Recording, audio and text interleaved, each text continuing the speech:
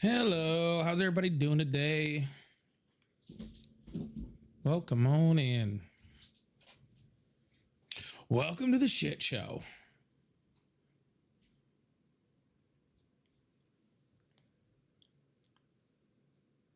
Welcome to the shit show. Hope you guys are all having a good one today.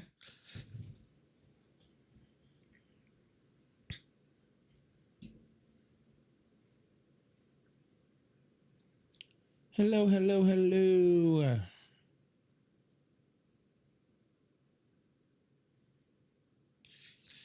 Hey, Corey, what's going on, man? How you doing? Tracy, Carolyn, how you guys doing? Oh my God, take forever. Why don't you? Goodness.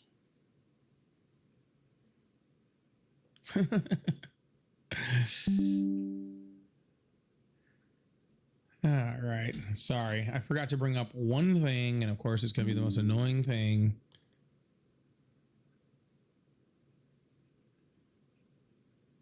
There it goes. There she goes. I actually haven't been up in my office for like a few days now because I've been with Ari for the last few days, so like I don't have anything up. I'm having to readjust cameras. I'm having to do all sorts of stuff. And then a whole thing. Start new apps, getting everything moving.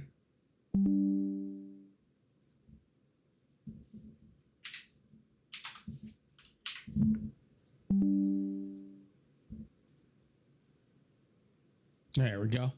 All right. Well, welcome on in, everybody. What a day. Happy Monday. Happy Monday. And you know we can't start out a Monday without a bunch of bullshit. If you guys saw my live yesterday, you know I was complaining because I was like, you know, we just don't really have, you know, like there wasn't that much going on yesterday. And so I spoke too soon. That was the problem. All right. I was over here and I was like, you know, there's not that much going on today. And then they're like, oh, Monday, we're just going to bombshell everything. Everything goes in all different directions, right? Isn't that the way it works? Isn't that always the way it works? Right? You get one day of having some fun over here and then boom, disappears. One day of having some fun over here and it disappears. Ridiculous. Redamn ridiculous. They can't even give us a break over here, huh? They can't even give us a break.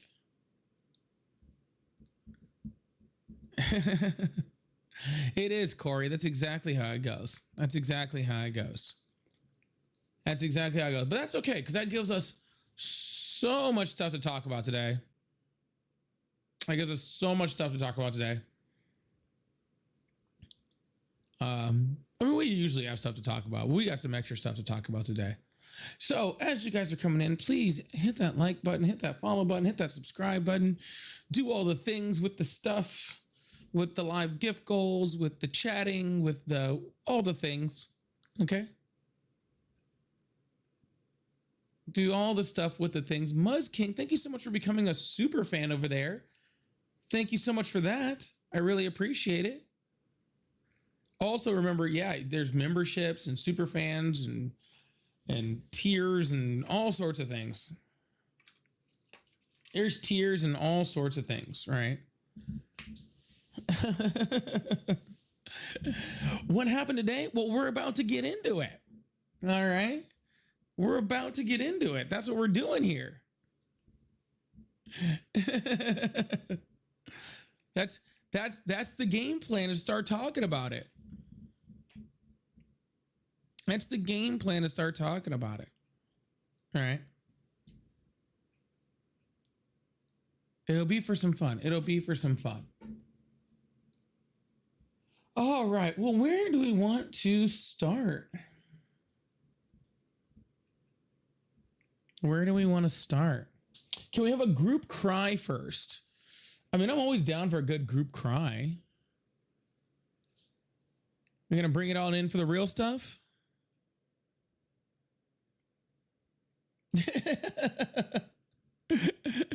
We're going to get some like hot peppers or something? How are we going to do this? No, we don't need any group crying yet.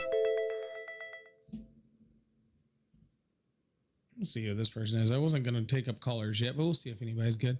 Hello, how are you? Finally, I get to finally debate you. How are you doing today? No, I'm good. Anyways, yeah, we've had a whole bunch of stuff going on today. Yeah, let's bring it on in.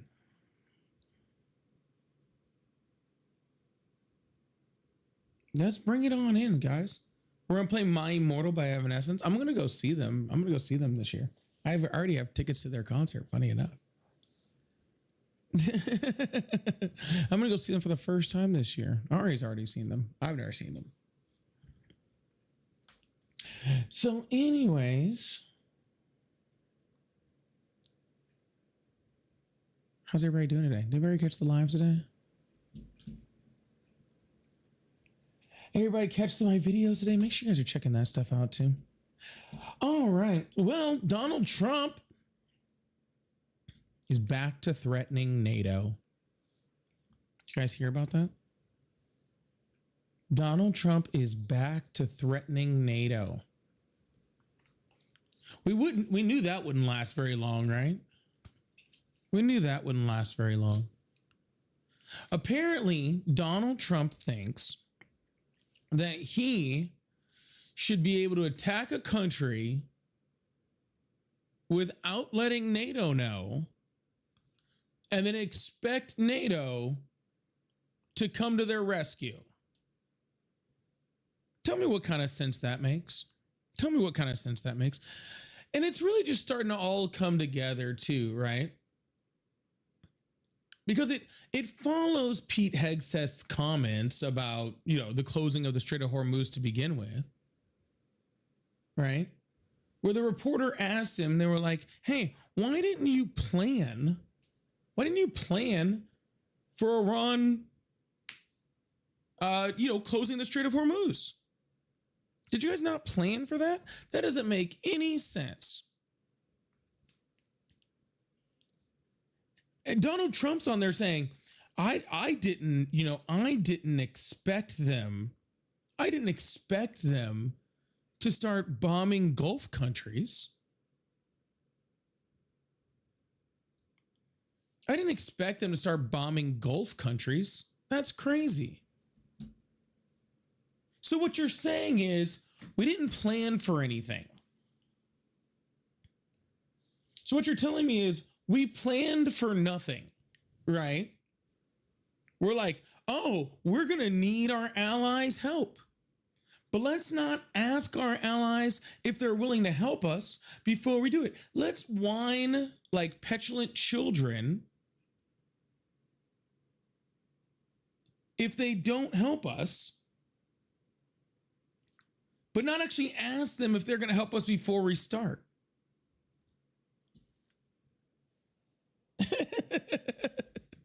It's crazy. And now he's like, well, the future of NATO is not going to hold up if you don't start sending your military to go fight and die in the Strait of Hormuz instead of ours over a war we started that was not of necessity and was of total choice and that we didn't ask you about.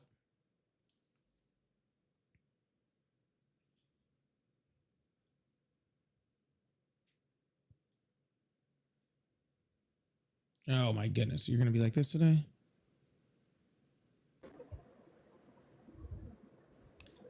We're not going to ask you. We're just going to go and do it. We're going to start bombing straight. And then we want you to send your boats. We want you to send your airplanes. We want you to send your soldiers to possibly get injured or die. Okay. For a war you didn't ask us about, you didn't tell us about, that you perpetuated for no reason, that was of no threat to your countries at all. And now we're gonna threaten you. Whereas, oh, your future of NATO is not gonna be there if you don't come do it. I have a better question. Why would one of those countries want to be a part of NATO anyway? I think that's the bigger question. Why would any of those countries actually want to be a part of NATO if the United States is just going to join make a bunch of wars and then expect everyone else to show up? The NATO agreement does not cover this at all. By the way,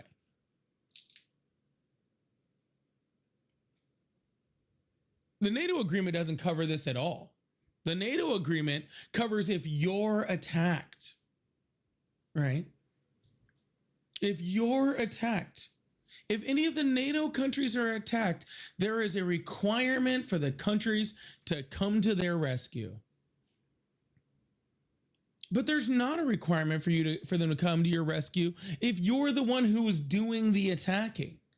But I don't think the Trump administration realized that. I don't think the Trump administration even realized that. All right. I don't even think they understand what NATO's purpose is. I don't even think they quite understand, right? Because what I'm hearing is Donald Trump going on television saying, oh, I don't know why Iran is attacking Gulf countries. Oh, I don't know, because every singular plan by anyone who specializes in anything in the Middle East, in Iran, in international politics ever said exactly that would happen. Maybe it's because literally every scenario in which we attacked Iran ended with them attacking Gulf countries. Like, I know Donald Trump doesn't like to read his daily briefs or listen to anybody or to do any research on anything ever. I understand that, right? That's well known at this point. All right. We understand that. All right. I get that. All right. But you think there would have been someone in the entire White House, okay, who could have advised him that, yeah, that's the first thing Iran is going to do. Okay. Hell, they could have got a middle schooler in there. I think most middle schoolers could have been able to advise him on this. But see, he has a bunch of people in there. All right. He has a bunch of people in there that have no willingness to A, tell him the truth. He does not care, okay, about putting in people that are qualified. He only cares about putting in people that are yes men, that are going to do what he says. All right. That are going to go, oh, yes, Daddy Trump, please give us more. Whatever you say, oh, powerful, wonderful one. That's all. And so very obvious things, right? Very obvious things, as in they're going to freaking close the Strait of Hormuz. Maybe we should have a plan for oil, okay, if we're going to be closing it. Maybe.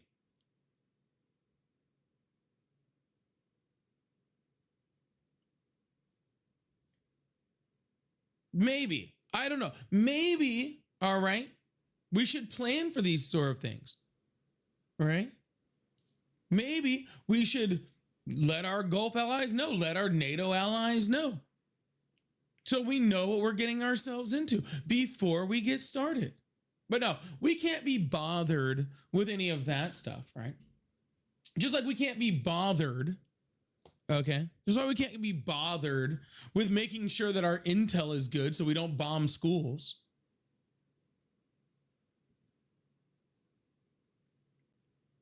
All right. We can't be bothered with all these little details. We're just going to start attacking stuff and then maybe it'll figure itself out later. Maybe. I mean, new reporting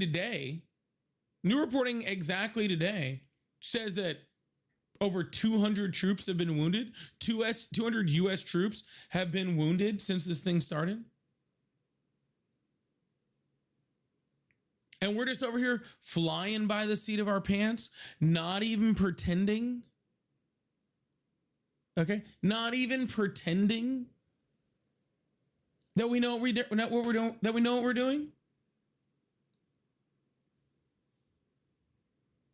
This is why I keep telling people, like, people that argue, like, and I hear people argue it all the time, and they're just like, oh, well, the Ayatollah was bad. Yeah, no shit.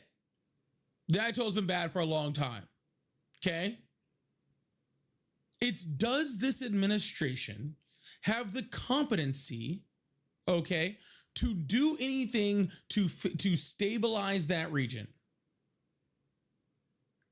And I think we're seeing very clearly at this point that they just don't. All right? They're not competent enough to pull this off.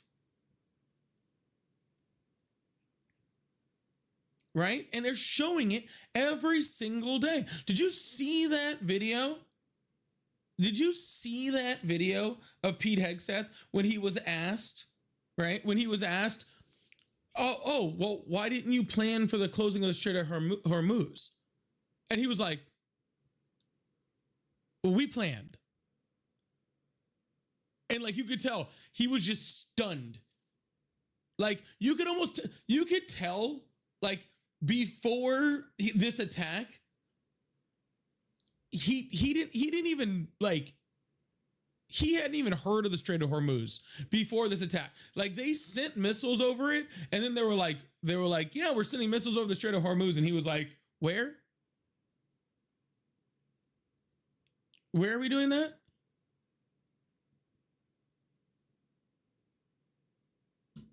Where's that? Where's the Strait of Hormuz? Where's the Persian Gulf? Where's all those things?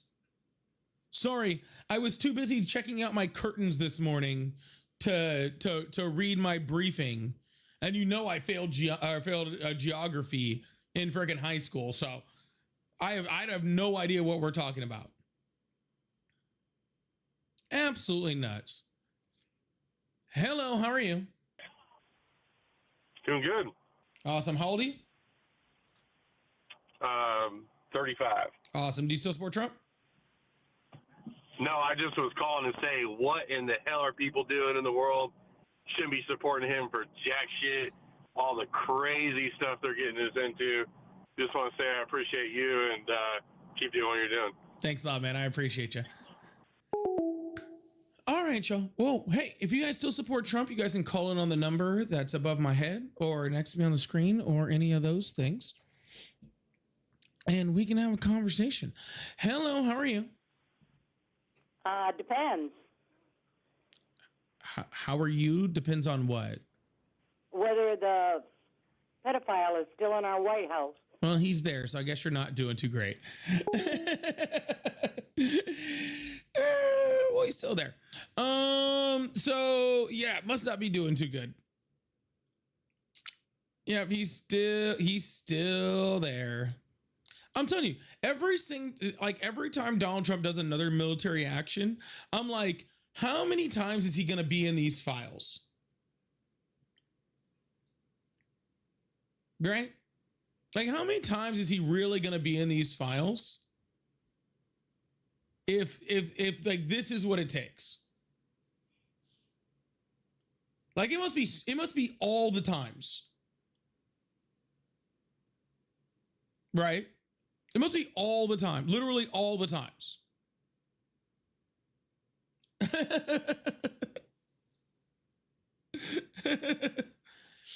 Yeah, thousands, hundreds of thousands.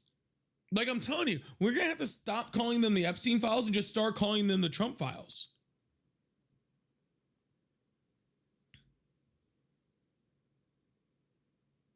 More times, you say more times than Jesus is in the Bible, but I'm pretty sure he's already past that. I'm pretty sure Donald Trump has been the Epstein files more times than Jesus in the Bible by like 1,000-fold at this time. I'm curious. I'm curious about this. Hold on. How many times is Jesus mentioned in the Bible? Yeah, he's only like, the name of Jesus appears 900 to 1,300 times in the New Testament, depending on like which version, right? So we'll give it 1,300 times that Jesus Christ is in the Bible, okay? And we have like hundreds of thousands with Trump and the Epstein files, right?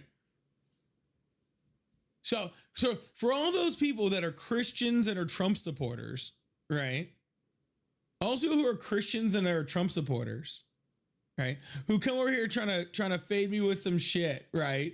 And be like, oh, well, there's, I've heard this so many times, which is bullshit, but whatever. There's more historical data for Jesus than any other person in history.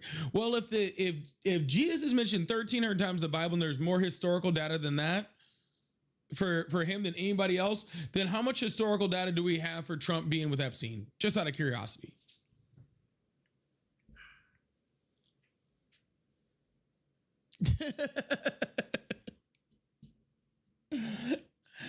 Absolutely crazy. Again, if you still support Trump, call on the number that's above my head or next to me or whatever.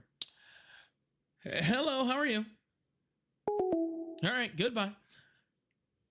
I'm just saying. Doesn't make any sense. I do like how people call in and it rings once. I think they get cold feet. They get scared. It's funny.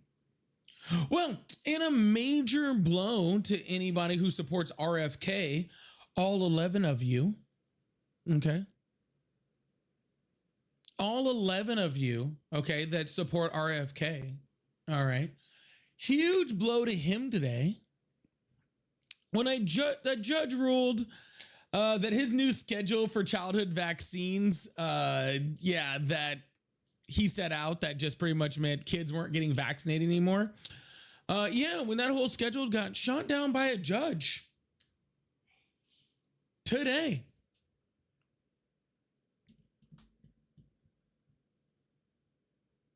Judge Murphy ruled that the entire panel's decision to change all this stuff for kids, for their immunizations, a bunch of non-doctors, okay, making doctor decisions, all right, about children's health, that maybe that wasn't a good idea. Maybe, just maybe, not the best idea.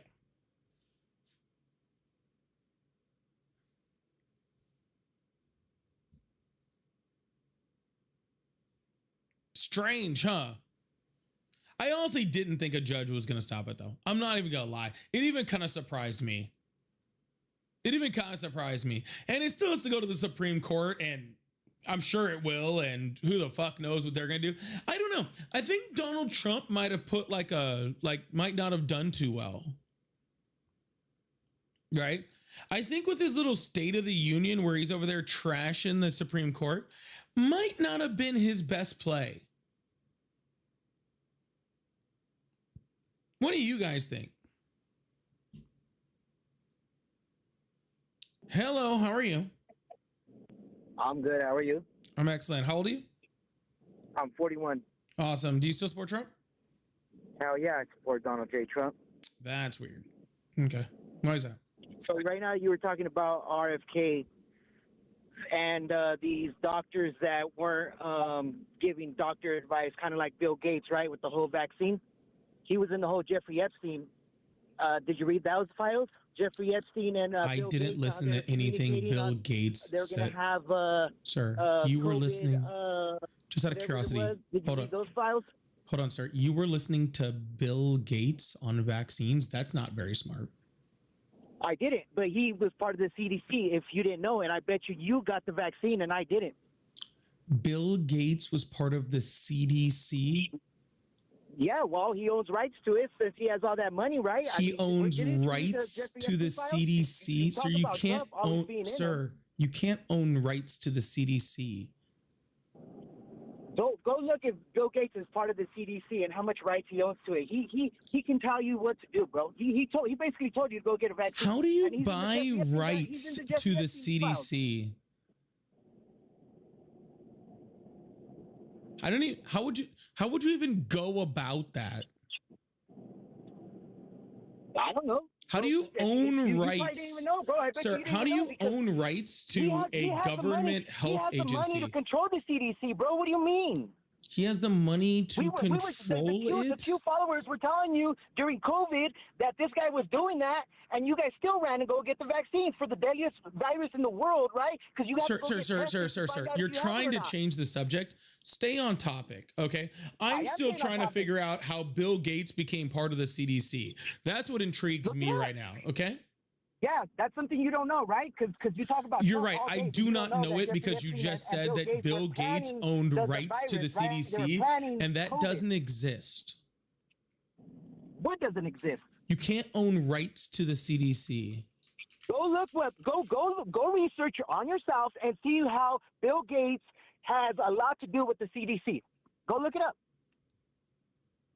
Yeah, he has some foundation that helps support research that includes that in the CDC. So you're telling me that Bill Gates doesn't have a say, right? Because he has all the money in the world. That's exactly what I'm saying. To go have sex with That's exactly what I'm saying. Whatever, sir, by that logic, sir, by that logic, Elon Musk has say in the CDC, and a lot more than Bill Gates.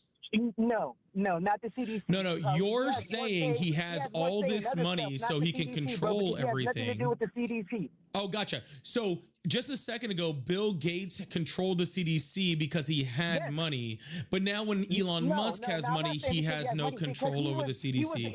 I'm just trying to follow your logic, sir. I'm just trying to follow. Sir, I can't understand what you're saying because all you're doing is talking while I'm talking.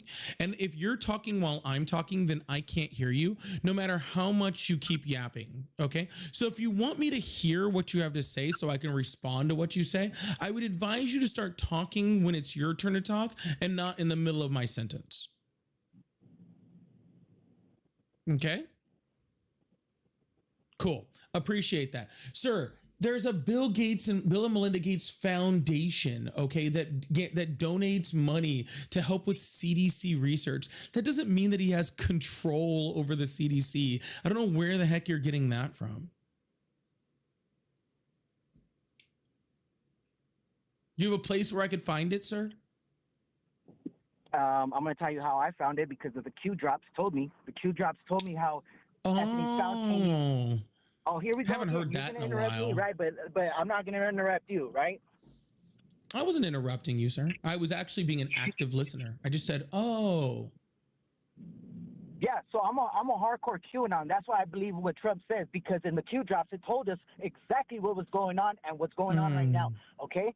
And I say here, and I've told you guys plenty of times before, you and all the little Democrats. I don't have my tinfoil hat today. But I left the party because those guys lie. They do nothing but lie to us, and they have done nothing but lie to us. And look, it's same thing like Bill Gates and Hillary Clinton. They went in front of Congress, and they lied to them. They lied to them, saying that they had nothing to do with Jeffrey Epstein. When we know Bill Gates was on the island 20-something times.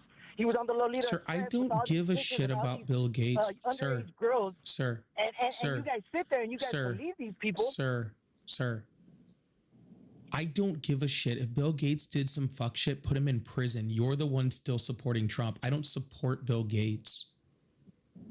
You support. You sit here and talk about Trump all day, bro. And Yeah, you support all Trump these is in the people because Epstein at the files end of the over day, why aren't you that talking we about know that? of Hold on, quit 100%. interrupting me. Quit interrupting me. No, I'm good. I'll At the end interrupt of the you all day, I you want because this is support him crazy. because you're over Sir, here I talking don't bad. support Bill Gates. Who the fuck supports Bill Gates?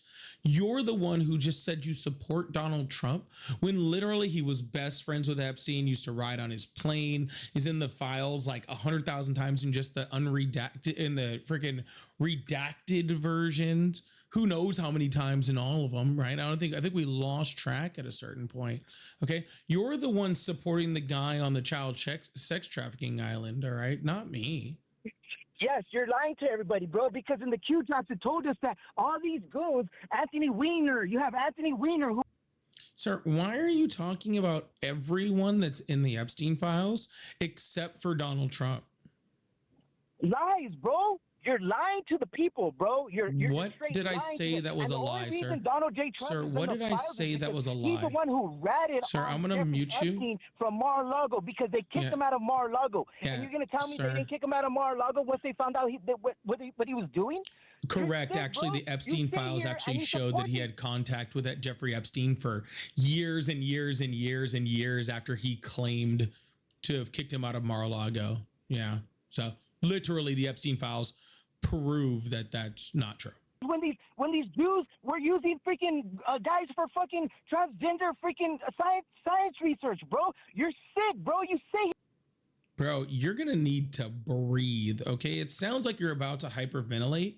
And while it's kind of funny, I don't want you to suffocate and like pass out before the dudes come and put you back in that little white padded room, okay? you don't talk about all these sick pedophiles who. Sir, you're just screaming, bud. Calm down. I don't have time for this. You're the first caller of the day. I really, really do not have patience for you just screaming, bro. You sound like you're just like a little wind-up toy, bro. Like, are you on something, man? You're literally sick in the head, bro. You sit here and talk about one. He hasn't even stopped. Like, I'm muting him for like long periods of time, hoping when I come back that he's going to be like, calm down. And he's still screaming. And the funny thing is, every time I unmute, he's pretty much saying the exact same thing. He's not even like switching up what he's saying in between. You lied about January 6th. You lied about COVID. You lied about freaking. Yeah, like, dude, the dudes are going to come stick you in that little white van, bro. You don't want to go back there. Okay, they're going to put that needle back in your neck. It's not going to be cool, man. All right, we don't want that for you. Bad, orange man bad. Orange man bad. That's all you have to say, bro. And then Actually, I have a ton more to say. But, sir, in order for me to say more of what I want to say, I have to be able to have a conversation, and you're not allowing me to do that, okay? locked him up. Hillary Clinton want nothing to do with it, bro. And you sit here and you like to. It's almost funny, dude, because I don't know how he hasn't it's like almost impressive. Because like he hasn't stopped this whole time. You're dead to society, bro, because you ain't doing nothing but fucking down talking Trump when he's doing nothing but good, bro. He's eradicating the evil in the world. He took out fucking Yeah, he's just this is just a complete spinoff, dude. This is wild. I bet this guy has some actual really good opinions that I'd probably love to hear. I wish he could calm down long enough to freaking, articulate any of them. Like a fool now. You look like a fucking idiot now, bro. You think? Oh, I'm the one who looks like an idiot. And you're up here being 41 years old and screaming like you didn't get your candy at the store. You're not going to win this battle, bro. Trump is your president, and at the end of the day, he's making you look like a fool day in and day out, bro. You and all these other Democrat goons who support these Democrats fucking I'm not a Democrat, bastards. sir. They're sick, bro, and you say here and you I'm not a Democrat, sir. Trump all day, bro. I'm going to get at you because you're supporting that. Woo! Guys, don't forget to take your QAnon pills in the morning, okay? If you don't take your QAnon pills, then this is what happens. This is what you sound like. Wiener, Bill Clinton, fucking Bill Gates. Yeah, see, this is your brain, okay? And then this is your brain on QAnon. How about that? So how about you're a sick fuck too, you pedophile? See, that's what it sounds like. All right.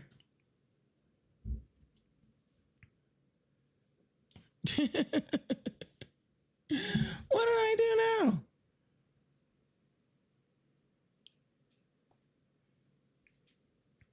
Anyways, I guess we're going to move on to the next caller.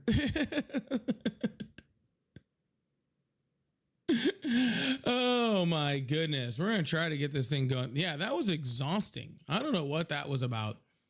Dude needed some help. Scott, thank you so much for the $5 super chat. Said saying no boots on the ground, which is bullish, and having an ass on a bombing U.S. jet is being involved in the war. Yeah, 100%. No boots on the ground, but just, you know, ships on those boots with boots on those grounds. Yeah, that's what it's crazy. Captain, thank you so much for the $2. Said sending love from SoCal, waiting on the merch. Yeah, I have merch, but I'm trying to re-release merch. So I'll be getting new merch soon. So yeah, don't do any of that stuff. Amber, thank you so much for the $2 super chat. Said critical thinking is a thing at Caller. I don't even know if we got really to critical thinking with that guy. I think if we could have just got to thinking at all, we probably would have been a lot better. All right. Because I think thinking was not exactly his strong suit. All right. But hey, it is what it is. Scott said Finch supports Bill Gates. I don't know what his thing is with Bill Gates was. Like, I never claimed at any point in time to be like a huge Bill Gates fan. I really don't get it. He was real spun up about Bill Gates though. Like real spun up. I don't know what was up. Lo said, bro, that dude is so screwed up. Like, yeah, I don't really know what was up there. X-Laxy said, ask R to explain Pizzagate if QAnon is real. The sad part is he probably would have tried. Right? And that's what's even scarier is he probably would have tried. Yeah, maybe we'll get a tinfoil hat emoji. Maybe we'll get a tinfoil hat emoji. And Lord say, dude, it's on a good dude. Whatever that dude is on, he was on. Whatever that dude was on, he was on it. Okay. I'll say that much. Whatever that dude was on, he was on it. That's for damn sure. Wow. Well, I guess that's how we start this thing out. Man, if you guys like support donated super chats, super stickers, all sorts of fun stuff. Jesus Christ, man. That's the second night in a row. Sorry. For you guys that are watching me that are on the good app, the red one, you guys are awesome. For you guys on the other one, man, that app sucks, dude. It's so bad. Goodness gracious. That's night 2. Dude, whatever that dude was on, he either needs whatever that dude was on, he either needed more or less of it. I'm not really sure. I'm not even really sure which one at this point. Okay. He needed either more or less of it. All right. Y'all, if you guys could do me a favor, I really appreciate you guys. Can we just help to boost the live a little bit? Can we freaking make sure you're chatting in the chats, making comments, supporting the live like you guys have been doing already? For you guys coming back over on the purple app over here, please help me get back out there. I bet you guys can guess what just happened. As normal, second night in a row. Okay, I can't even buy it over here. All right. I'm just yeah, I guess we'll have to keep the Q talk to a minimum, which sucks because it probably is like my favorite thing to talk about. All right. It probably is my favorite thing to talk about. Doesn't really get much better. If you guys still support Trump, go ahead and call it on the number that's above my head or next to me as we try to get this thing kind of restarted over here. Yeah, hit that like button. Let's run those likes up on TikTok. We were at like 57,000 over there, and then we just kind of disappeared. But that's okay. If you guys are new here, please make sure you guys hit that follow button, hit that subscribe button if you haven't already. Ow. Sorry. Yeah, hit that follow button, hit that subscribe button if you haven't already. And we're going to try to push this thing back out here, back onto the live. Loyalty, thank you so much for the $2 super chat. Said that's the happiest caller ever on stream. I really hope that he figures out whatever medication works best for him, because he's not gonna make it, bro. He's not gonna make it if he's gonna have a literal heart attack. Like, truthfully, he's gonna have a literal heart attack. And I don't think I want that.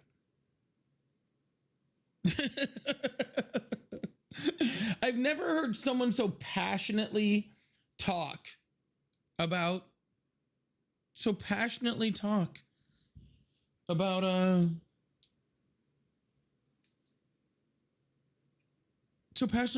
Bill Gates. It's crazy. Anyways, if you guys would like to have a conversation, have a debate, call in on the number that is above my head or next to me, or however it looks, depending on which orientation you're in. I need you guys to definitely support up the live, build this thing up. I really appreciate that. Get those chat rates up and everything. I'm telling you, this is why I went down on my landscape live last week. Okay, so because it was failing over here. Thank you so much, Loyalty. I really appreciate that. So need you guys to help boost that thing up. I really appreciate that. Well, I need to bring up my backup again. There we go. Sorry, y'all. We're lulling a little bit. I apologize. Hello, how are you? Hello?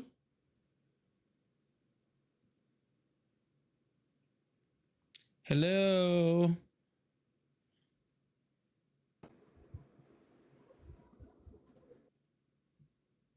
I guess they're not there. Hello, how are you?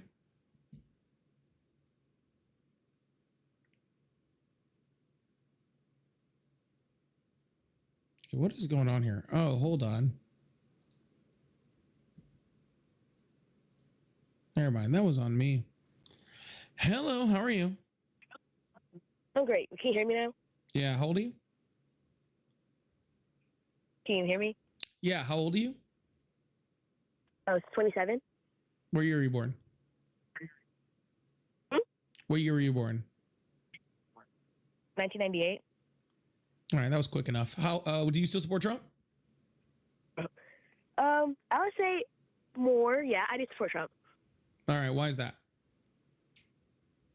Well, he stopped wars. I mean, he stopped wars in European countries. Yeah, he also doesn't support abortion. I mean, while we also in an office who supports abortion. I mean, am I talking to AI? Why do you sound like AI? Wait, what? You sound like AI. Am I talking to AI?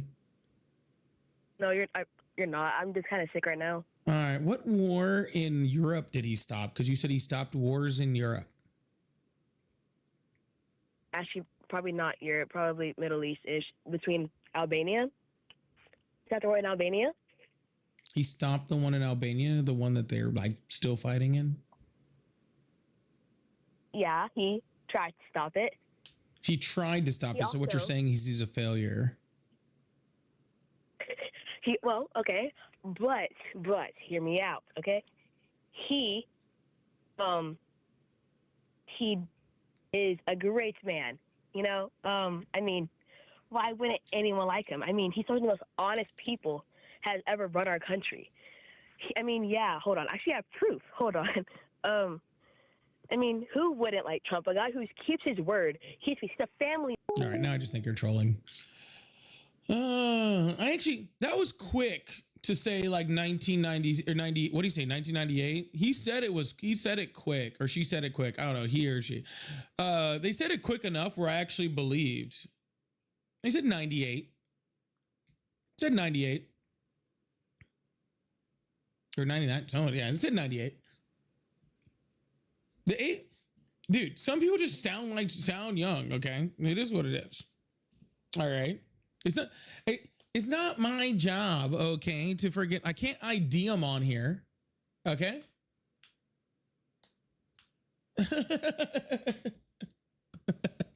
I can't ID them. All right. I do the best I can. All right. I do the best I can with what I'm given. All right. You guys like Chris? Oh, it sounds like a kid. Okay. I look like I'm in my 20s. I'm damn near 40. Shit happens. Okay. If they were practicing and just figured it out, then that's still smarter than half of the adults I talk to. Okay? And that's still smarter than half of the adults I talk to. At least they researched something. Hello? Hi, I was a number that just called. Really quick, I just want to say that I don't like Trump. I was trolling, like you said. Yeah. Yeah, I figured. Is listening though. If they do like Trump, I'm just really confused because like, how is he done? Are you really 27 or 28 or whatever you said? Yeah, 27. Yeah. Are you really? Like, you don't have to lie to kick it. I mean, so serious. Like, I do sound like a kid, though. I promise. I am. Okay, all right. See. Thank you. I appreciate it. I appreciate it. We knew you were trolling. I mean, there was no reason to lie there. There was no reason to lie there, right? They came back to say that they were trolling. There's no reason to lie there. If you support Trump, you can call in on the number that's above my head. I really appreciate you guys. Thank you so much. Yeah, there's no reason to lie there. You know, if you guys like support the live, I do have the Donut Little Live gift goal going on over here, so I really appreciate you guys over there. Super chat, super stickers, pay links in the bio. We're going to see if we can get a couple more callers on. I was on a roll over here. There was a bunch of people calling in, and then we got taken down. Oh, my goodness. Hold on. Sorry, I just read something. U.S. considers withholding HIV aid unless Zambia expands mineral access. The draft State Department memo outlines ways the Trump administration may ratchet up pressure on African country by ending health support on a massive scale. Donald Trump is literally threatening to end aid for HIV if we're trying to extort mineral rights access from African countries by taking away their ability to treat deadly diseases.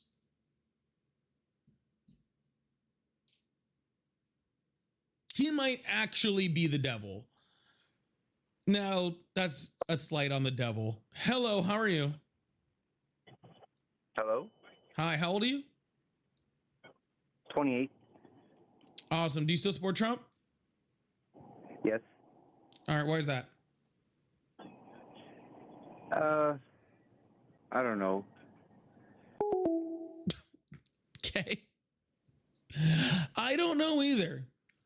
I thought we could get a little bit past I don't know. I don't know either. All right. At least we got some honesty over here, okay? I don't know either. I don't know. We're just gonna figure out what happens. Scott, thank you so much for the $2. I really appreciate that. It says DJT's little supporter is his athletic supporter. Do you really need one when it's that small?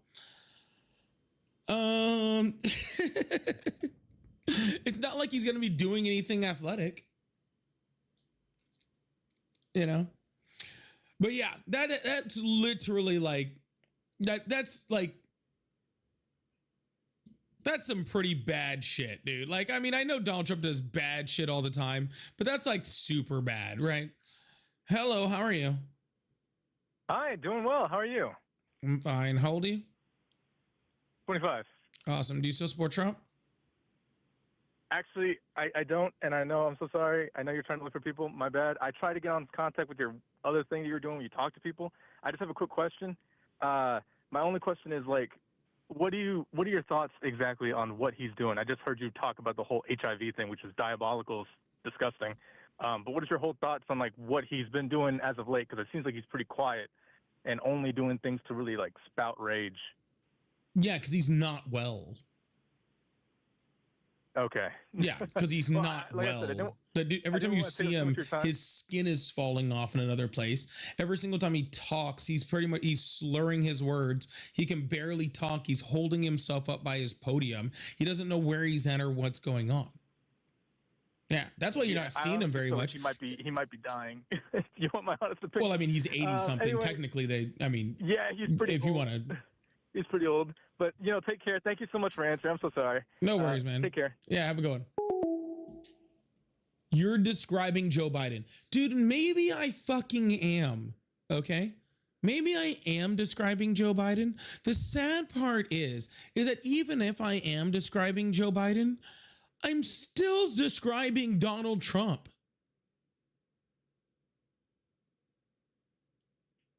And you guys are too stupid to see that. That's the sad part. Joe Biden was a feeble old man that shouldn't have been president. And Donald Trump is a feeble old man who should not be president. I have no problem admitting that. That's easy. You're the one who looked at Joe Biden and was like, he's too old. He has dementia. He can't be president. And then look at Donald Trump doing the exact same shit. Literally the exact same shit, if not worse. Literally going up, slurring his fucking words, holding himself up by a podium, fucking doesn't know where he's at, doesn't know what the fuck he's doing, just completely falling out.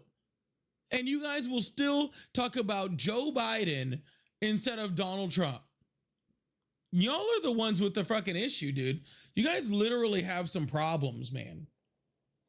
You guys literally have problems. At least Biden was respectful enough to just be old and quiet and not do much. Okay? Instead of being old and senile and starting a war.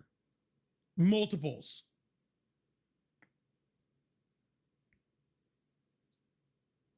Right? Joe Biden was quiet. He didn't come out much. He didn't talk much. Okay? There'd be a good piece of legislation that came through every once in a while. At least he was old and senile and left us at peace, right? Let the economy flourish. Donald Trump's old, senile, and doesn't know where the Strait of Hormuz is. Okay? Hello, how are you? Hi. Hi, Good, how old are you? How are you? I'm good. How old are you? 25. Awesome. Do you still support Trump? I do. Why is that? That's actually not the reason I'm calling today. We can talk about that another evening. My argument for tonight is I'm that not the interested. movement is That I'm not firmly interested. the definition of Oh, okay. Hey, He hey, and she. sir. Did you come in and did you see my live before you called? no. So you didn't. You just called the number just randomly, like you just thought of the number. That's correct. Oh, okay. So you were just laying in bed thinking about me, memorized my phone number, and then called it. I'm not sure why that's relevant to this conversation. Insane. Well, I was going to say, I assume that you had to have seen my live in order to get my phone number. I mean, sure, I've seen it before. Okay, awesome. What does it say on the top of my live? I'm not sure what your topic is for tonight, but All right, I'll let you know. It says, why do you, no, I'm going to inform you.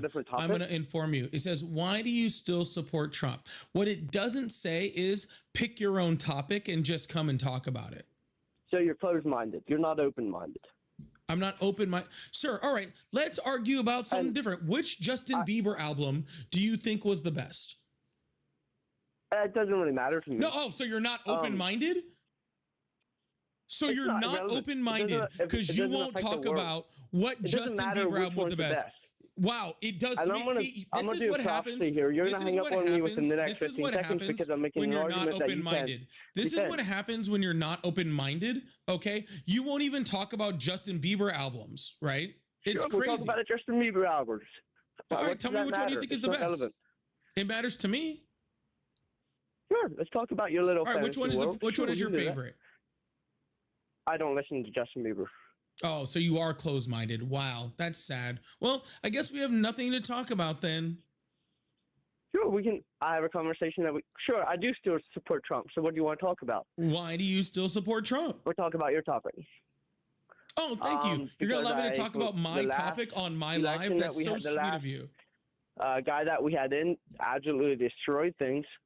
It wasn't much better then. What did he destroy? And I believe it's federal politics where you're always gonna have a lot of corrupt people in What the did he positions, destroy? no matter which party he's in. Yeah, so you thanks. Can call me an independent. What thing did he destroy? Biden. Yeah. Gas prices were high. No. Inflation was rampant. Hold on, sir. I didn't ask what was high. I said, what did Joe Biden destroy? Let's also be very clear that right now gas prices are higher than they were when Biden left office. When he left office. Yeah, that's Not what he gets during- credit not- for, sir. He doesn't He released- get it. It's not. He released Does hundreds. he? What? He released thousands of barrels of oil from the National Reserve. From the strategic And, reserves, and Donald Trump just did that. Sure. And So apparently it's that's a good move horrible when because Joe Biden Biden does and it, but it's Biden. not horrible when Donald Trump does it? I didn't say it was horrible, but I said that brought the gas prices down for him a little bit. I expect Maybe the a gas prices to cent go or back two. up if Trump isn't able to resolve some of the issues that are going on with the Sir, how does the president what's taking control the gas up prices? now. How does the president control gas prices? It depends on what the situation, what's happening, what's driving the gas prices up. Sure. How did Like, it how did depends Joe on what the Biden problem drive is. gas prices up? How did he take them up? Yeah, that was the question. I'm not sure what he did. So you have no idea whether Joe Biden did it or not. I could look it up and. I mean, do I some already research, have. But I know that there's a lot of policies that play well. Well, for one, he stopped drilling in the United States. He was very harsh on the drillers as when it comes to regulations. That makes a difference right there. We literally produced more talk oil about under the Biden administration than any time in American history. What was that? We produced more oil in the United States under Joe Biden than at any time in American history. Under high regulations, sure. So those higher regulations led to us producing more oil? You can still produce more oil with a lot of regulations. It just makes But it a you lot just harder and said there's he more, regulated it, which cost is to the why production. we had oil lower prices. So if he regulated it and we produced more oil, how would that affect your oil prices? If we produce more oil doesn't always mean cheaper prices. If Then that how oil does is regulation being change produced it? at a high cost, Then how does regulation on drilling affect oil prices if how much we produce doesn't affect oil prices? high cost through the production. If the production is costly, it will always roll over to the consumer. You think so? So let me get this straight. We produce more than ever. That has no effect. Mm-hmm. But regulation on production, that has the effect. That's what you're trying to It's very convince me simple. of If right the now. production costs a lot. If it costs more per barrel of oil than it normally would, that will go into the consumer's That pocket. didn't happen. Well, that's how it works. It's I not hate at to all. break it to you. But that's not what happened. Okay, sweet. Yeah. What But either happened way, under they the were high. Biden administration? Shame on him. And the current There was a gas couple big- prices no, I asked you a what's question. currently happening. No. What two things, like major things, happened under the Biden administration? Well, one, we had a attack on Christianity at the highest levels. All right. Well, how about things that were actually in reality and actual major world events? How about that? Well, we had an open border that was insane, and That's a lot a of the world problems that thing. we're struggling with now. Our open border is a world thing. I didn't say a world thing. I did. To major world events. That's what I said. And you know what? You know what's happening in like France, or All right, I'll just tell you, since you can. It's a lot easier if you just say I don't fucking know. It's so much easier on all of us. Okay. I do know. Then tell me what two major world events happened under the Biden administration that could affect oil. We had the Russia-Ukraine war. There we go. There's sanctioned one. Russia. As for a second one, I would have to put some thought into that. It's COVID. Well, yes, COVID. COVID played. It wasn't COVID. It was how we responded to COVID. Yes, how we responded to COVID. You're right. How we responded to COVID is we organized the OPEC Plus deal, which reduced the amount of oil that was being produced across the world by almost 10 million barrels a day, which reduced the demand, the supply of oil across the entire planet, which therefore drove up the price of oil. And yeah, I think who did that, sir? Who did that deal, sir? Who did that deal? Shame on Trump for responding to COVID the way he did. And when did that deal end, sir? Sir, when did that deal end, sir? I don't know. April of 2022. Yeah, Donald Trump said it for a 2-year deal.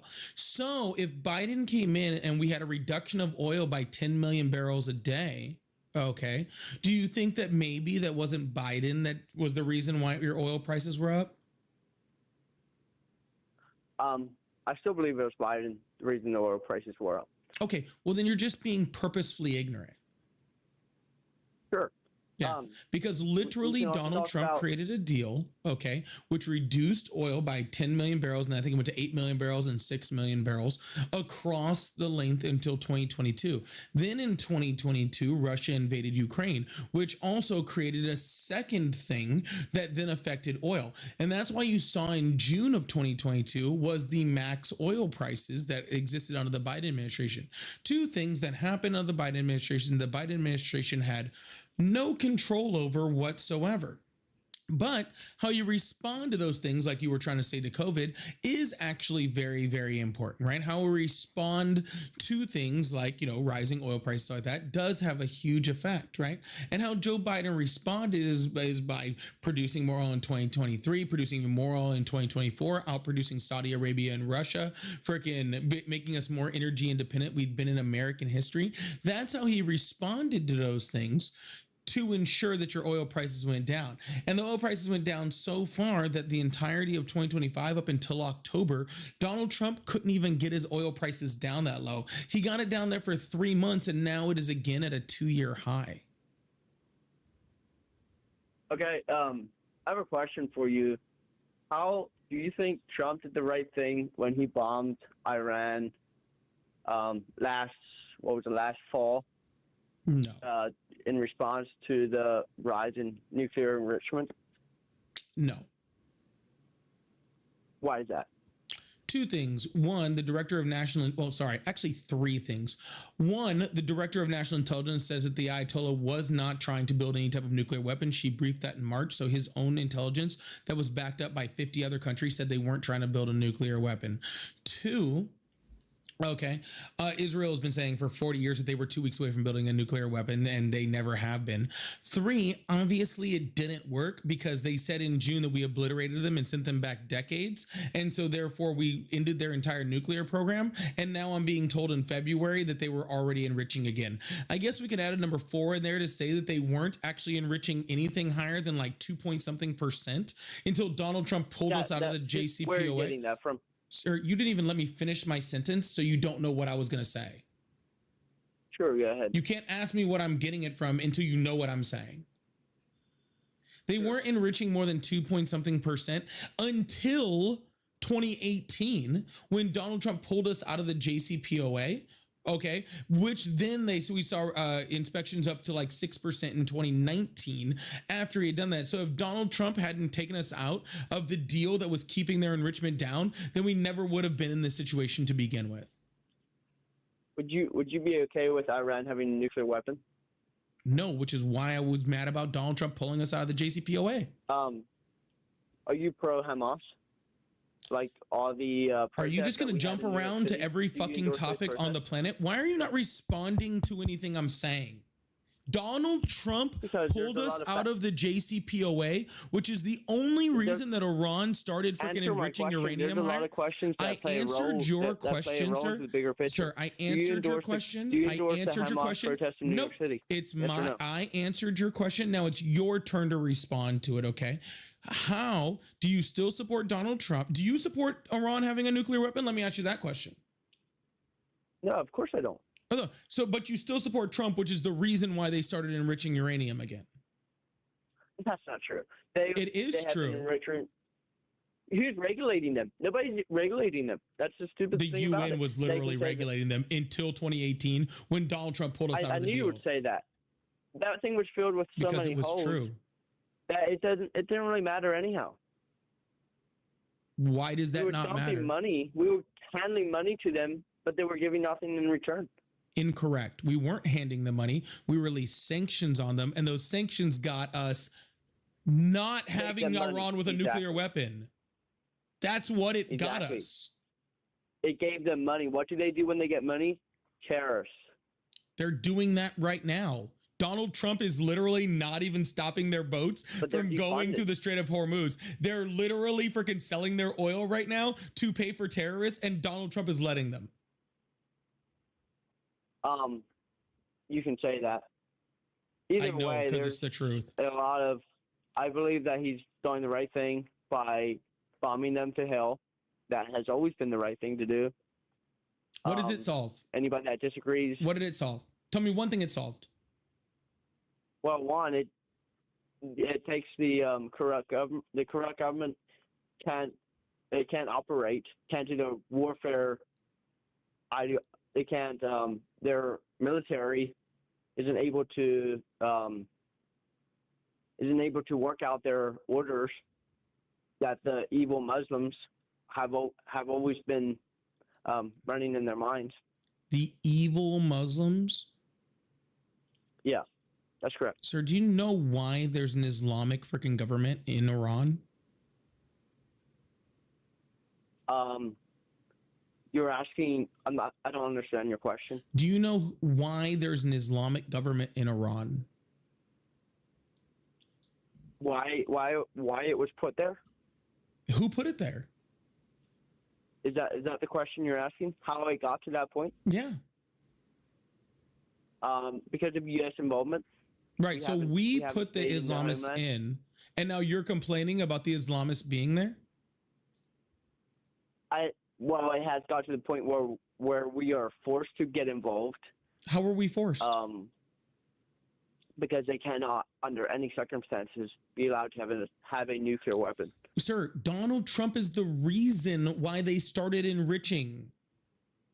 He's the reason for that. They weren't enriched. See, it's so funny, right?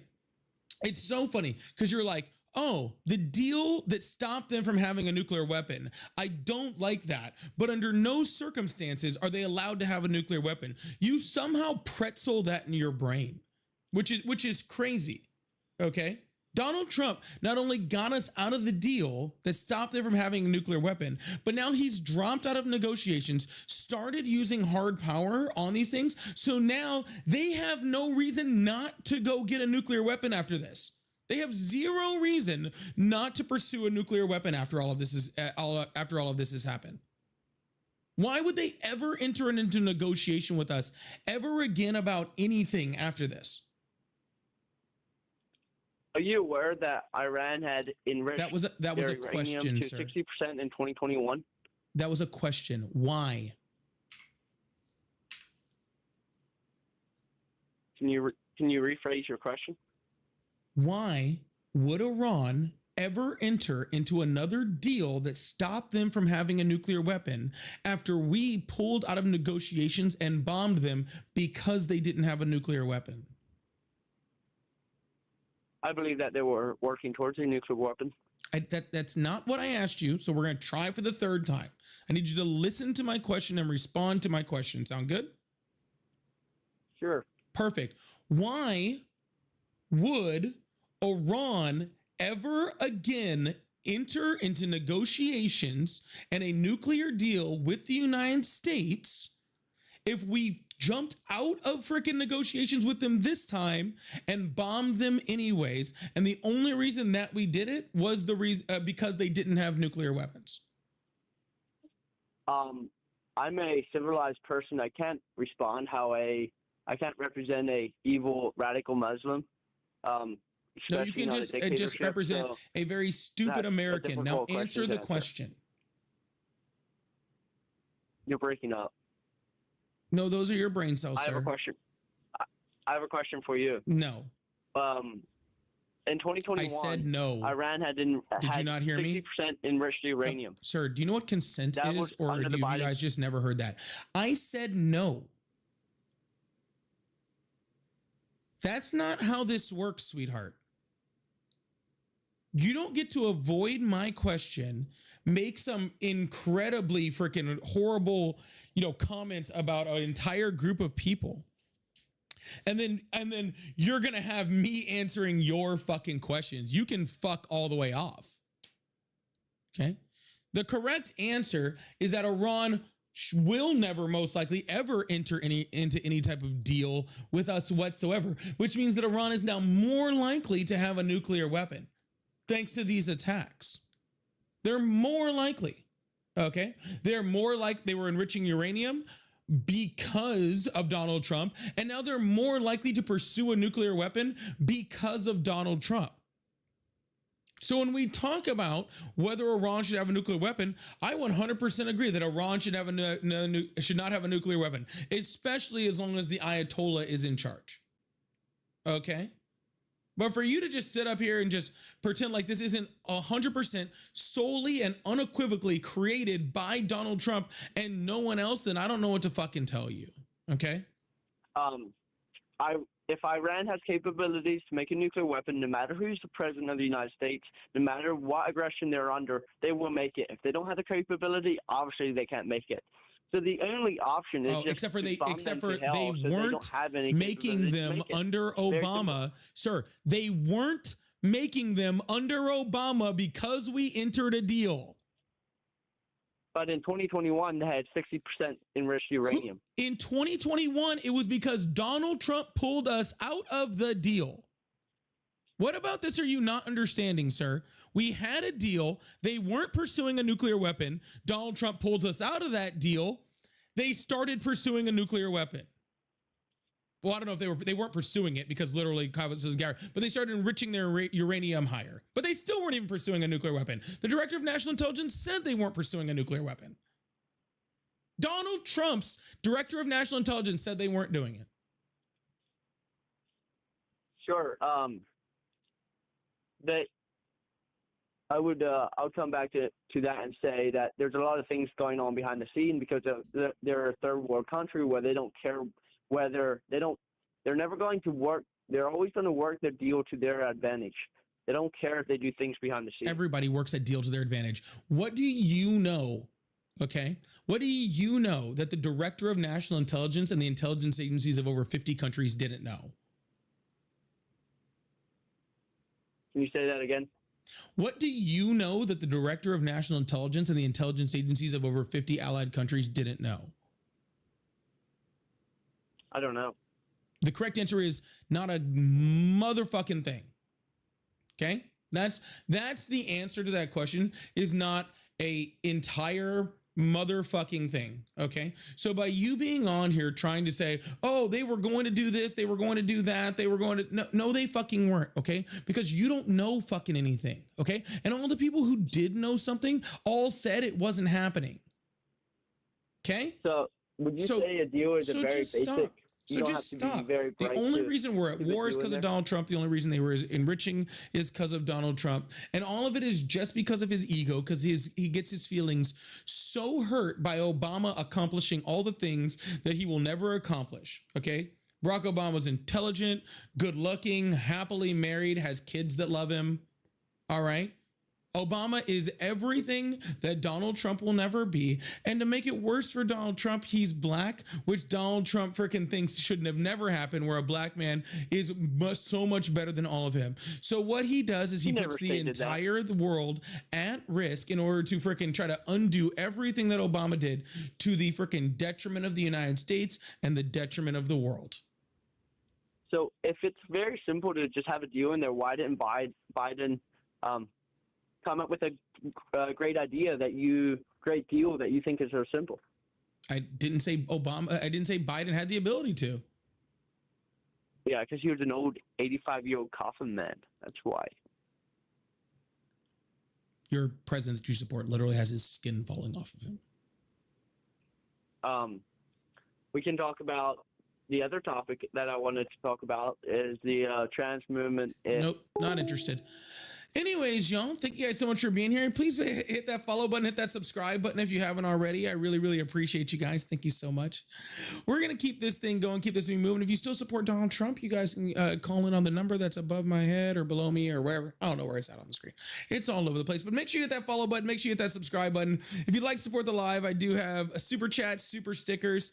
Milford, thank you so much for the $20 super chat. Said, Polly, you're by far my favorite debater. I appreciate your humor and political knowledge. Thank you for all you do. If you ever decide to teach outside of YouTube and TikTok, sign me up. Best to you and Ari. I really appreciate that. Big W's in the chat for that. We're going to go through a bunch of the other super chats in a bit too, but I want to make sure I hit that one. So thank you so much, and big W's. Also, I got the DJ glasses going on over there too, so I really appreciate that. Trying to clear that gift very early. Hello, how are you? Good, how are you? I'm doing excellent. How old are you? 25. Awesome. Do you still support Trump? Yes, I do. Awesome. Why is that? Well, I really liked his tax cuts and Jobs Act. And why do you like that? I really like what it. I like how it, lowered the corporate taxes. Helped out a lot. Helped out a lot of who? Corporations? What's that? Helped out a lot of what? Corporations? Yeah, it's helped out a lot of corporations. It's done a lot. Do you own a corporation? They reduced it from, pretty high amount. I think it was 40% to 35 20 or something around 21. But regardless, do you own a corporation? No, but it showed it to help businesses a lot back in the day. I've seen a really big improvement. The unemployment rate went up. Jobs started firing at higher rates. We lost a whole bunch of jobs. We almost went into a recession. And your prices still went through the roof. We had a low unemployment, including record lows for some minority groups, actually. Yes. And then the TCJA kicked in. Okay.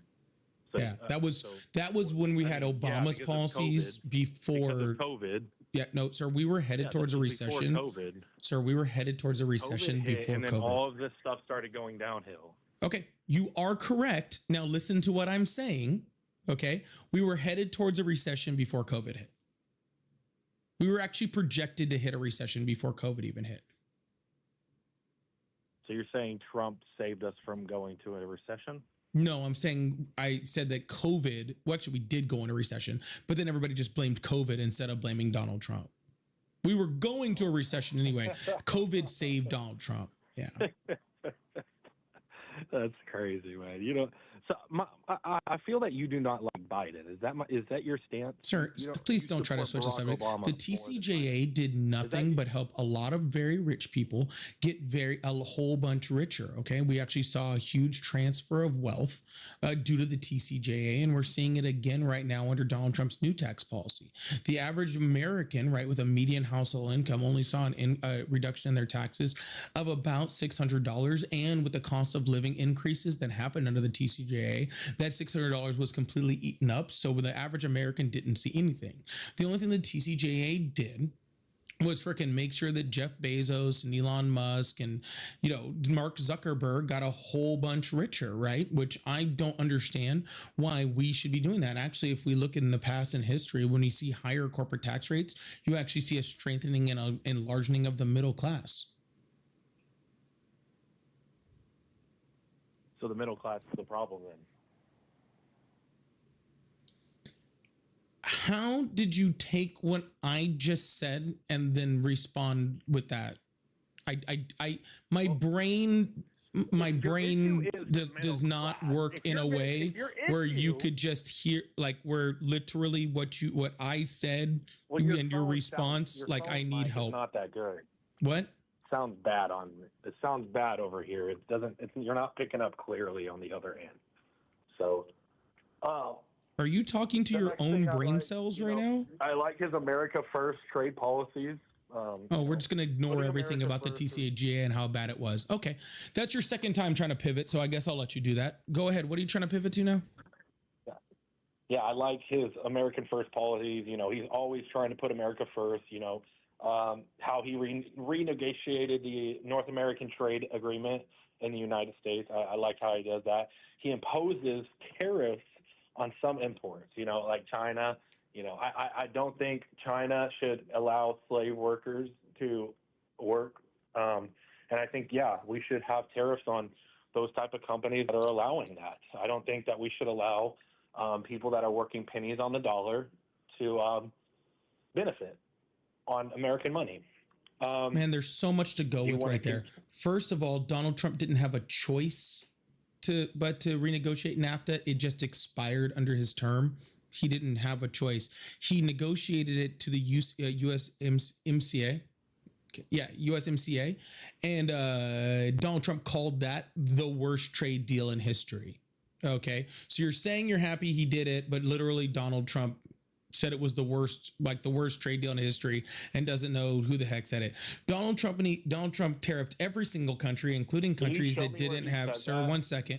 I'm addressing all of your points. I'm trying to get through all of your points. Please don't interrupt me. Donald Trump didn't put tariffs on some countries and some imports. He put tariffs on every country and every import. He was literally putting tariffs on countries that don't even have humans that live on them, that literally only have like penguins that live on them. So I don't understand how that's a good thing. Also, let's also not forget that there was an entire policy that was put in against freaking, slave labor in China, specifically against the Uyghur population. And that bill was passed under the Biden administration to reduce freaking trade coming from slave labor. I think I hit all of your points there. I agree. We need to be straighter on China. Thanks, Joe Biden. Eventually going to be, Yeah, thanks, Joe Biden. Well, I can, listen, I'm not the type to say Joe Biden didn't do all great things. He did good things. But I'm just liking what Trump's doing better. I'm liking how he's directing the war in Iran. The war he started. He's already stated it's going to be a 4 to 6 week war. We're on day, 13, 14? It actually started as like a week, and then it went to 2 weeks, and then it went to 4 to 5 weeks, and now it's up to 6 weeks. It actually changes every week how long the war is going to be. Not to mention the fact that Donald Trump doesn't get the final say of when the war ends. Do you think that the war in Iran is a good thing? No. Wow. So, do you know the death rate for Americans? How many people have died so far? How many American soldiers have died? I believe the number is 13 with 200 wounded. Okay. And how many Iranian soldiers have died? Oh, a lot more. And a lot more Iranian civilians, including about 180 school children. Yeah. So about 4,000 have died. War is not a pretty thing, right? And that's why we shouldn't fight them unless we have to. Yeah. You know, it'd be so much better than freaking having 4,000 Iranian. It'd be so much better than me having, sir. It'd be so much better than me having 4,000 Iranian troops dead and 13 American troops dead is having 0 people dead, right? And like all those schoolgirls could not be dead, and like people's children weren't dead, and like the thousands and thousands of civilians, because we've killed more civilians in Iran than we have soldiers. All those civilians would still be alive. I would much rather prefer that just like all of those people just weren't dead, and we didn't have to kill any of them. We did it out of choice. So that's why I don't support the war. Do you understand that 40,000 protesters were slaughtered? Do you understand that? Yeah, that's fucking horrible. Maybe Donald Trump shouldn't have told them to go out and protest. Oh, okay. So you don't think that they should have their rights? Is that what you're saying? No, I Women 100% shouldn't think have that they the should right- have the right, sir. I also think that they freaking had a president who told them to go protest Wow, this is against. big news. So you believe that Sir, women should just stay in their house? I'm literally in the middle of responding. Do you think you can give me that chance before you're in awe about it? Sure, go ahead. Yeah, please. no, I do believe that freaking the Iranians should have rights. I think the Ayatollah is an absolutely horrible regime, and I think that they should be wiped off the planet. I literally have no freaking qualms about Khomeini being dead whatsoever. I'm glad that he's freaking gone. Outside of that, sir, the reason why they went and protested, okay, is because Donald Trump told them to go protest against a regime that he knew, or at least should have known, okay, would suppress that protest. He literally told them to go do it. They got killed and used that as a pretext to start a war. And let's also be very clear that even though, okay, we went to war, and you can say it's about that, right? Donald Trump has said it is not a regime change war. Donald Trump said that he's not going to be able to do a regime. Actually, intelligence already briefed the White House before he even went there and said without it, even with a full scale war, there is only a small chance that they would be able to freaking remove the regime. And without freaking a massive invasion, there is zero chance that they're going to be able to change the regime. So after all of this is done, right, what you're going to have is the Ayatollah still in power, the son still running the place, who's now hates America anymore, a whole bunch of radicalized Iranians and a whole bunch of citizens that are still suppressed, that are still going to be executed, that are still going to be jailed and still going to be put in camps. All of the same things that were just happening before are now going to continue to happen, except for now we wasted billions of dollars and a whole bunch of people's lives. Sure. One, the son won't be in power much longer. There's no way they'll let that happen because there's too much. He can't stay in power. We all know that. It's just a matter of time. So that's not even a concern of mine. So do you believe a that matter of time? How much time though? Hold on, how much time, sir? What if he's not gone in Donald Trump's 6-week timeline? Do we keep fighting? I believe that at this point, I believe we are searching for him. Oh, but what happens if we don't find him in that 6-week timeline? Do we keep fighting? Well, eventually somebody's going to have to step up in his place. Somebody's going to have to step up to the table and say what's going on with their country. There can't just be a I'm saying running around the with no son. leadership. If the son stays in power, what if the son is still in power in 6 months? Do we just keep fighting the war? But do we have any boots on the ground right now? That's not what I asked you, sir. I asked you, you said is an unacceptable outcome for the son to be in power, and we will not let that happen, right? No matter the timeline. Yeah, that's what I you agree. said. You said no matter the timeline. Hey, hold Perfect. So now listen to what I'm saying, because I'm asking you a direct question. What happens if the son is still in power in 6 months? Do we still keep fighting? It's a valid point. I'll give you that. That's a valid point. And I can say as I don't know what we do. I don't know. And that's a very valid point. And that's something we need to think about too, the longevity of this. No, that's something we should have thought about before fucking bombing them. Okay, this is the problem, sir, is that we do not have clear objectives on what we're actually fighting for. They won't tell us anything. Nobody has told us, hey, the entire point is to freaking take out the regime. The entire point is to get rid of the Ayatollah. The entire part is to freaking decimate the IDRC. The entire point is to freaking free the Gulf nations, or to freaking destroy their nuclear weapons, or to destroy all of their conventional weapons. No one's telling us anything. We don't know what the end game is, okay? What does success look like? And from what I've seen, the whole damn thing has been pretty much bungled. Freaking Pete Hegseth is being asked why we didn't freaking predict, okay, that Iranians were going to shut down the Strait of Hormuz, and he was like, "Oh, we planned for it, I guess, but yet we're not enacting any plan towards it." Donald Trump got on television and said he was surprised that Iran was attacking the Gulf nations in retaliation for us attacking them. Okay, you're saying all these things that the Iranian regime is doing that are horrible. I agree with you that they are horrible. Okay, I agree with you. Okay, what I'm saying is what we are doing is not affecting that, and we don't even know what winning looks like. Okay, this administration does not have the competency in order to actually enact this war. Okay. If your entire point was we got to get rid of the Ayatollah, then I'm listening. okay, then we should go, okay, the entire point of this war is to get rid of the Ayatollah. We're completely going to decimate him. We're not leaving until they're freaking gone. If we got to put boots in the ground, we got to do everything. I would be against that idea because I don't think they're an imminent threat. But at the same point, I'd be against that idea because I don't think that they're an imminent threat. But hell, at least I would know what it looked like. At least I would know what it looked like. At least I would know what our objective is. What's our objective, sir? Sure. I think at this point, I think we tried to wipe out both of the sun and the head. We failed at the sun part, so we have failed our objective. We tried to wipe them out. It was a failure. So at this point, we messed up, and they're not gonna admit to a failure in the military, but that is the truth. We failed killing the leader. So now what's next is unknown. It's unknown. We don't know because we don't have the head anymore. We don't know where he's at. So at this point, you're correct. I don't know what's to come. And and that's one of these things where where do we go from here? I mean, seriously, where do we go from here? Yeah, this is why we shouldn't have, sir. This is why we shouldn't have attacked. Okay, the head of the Ayatollah Khomeini, was 86 years old. 86.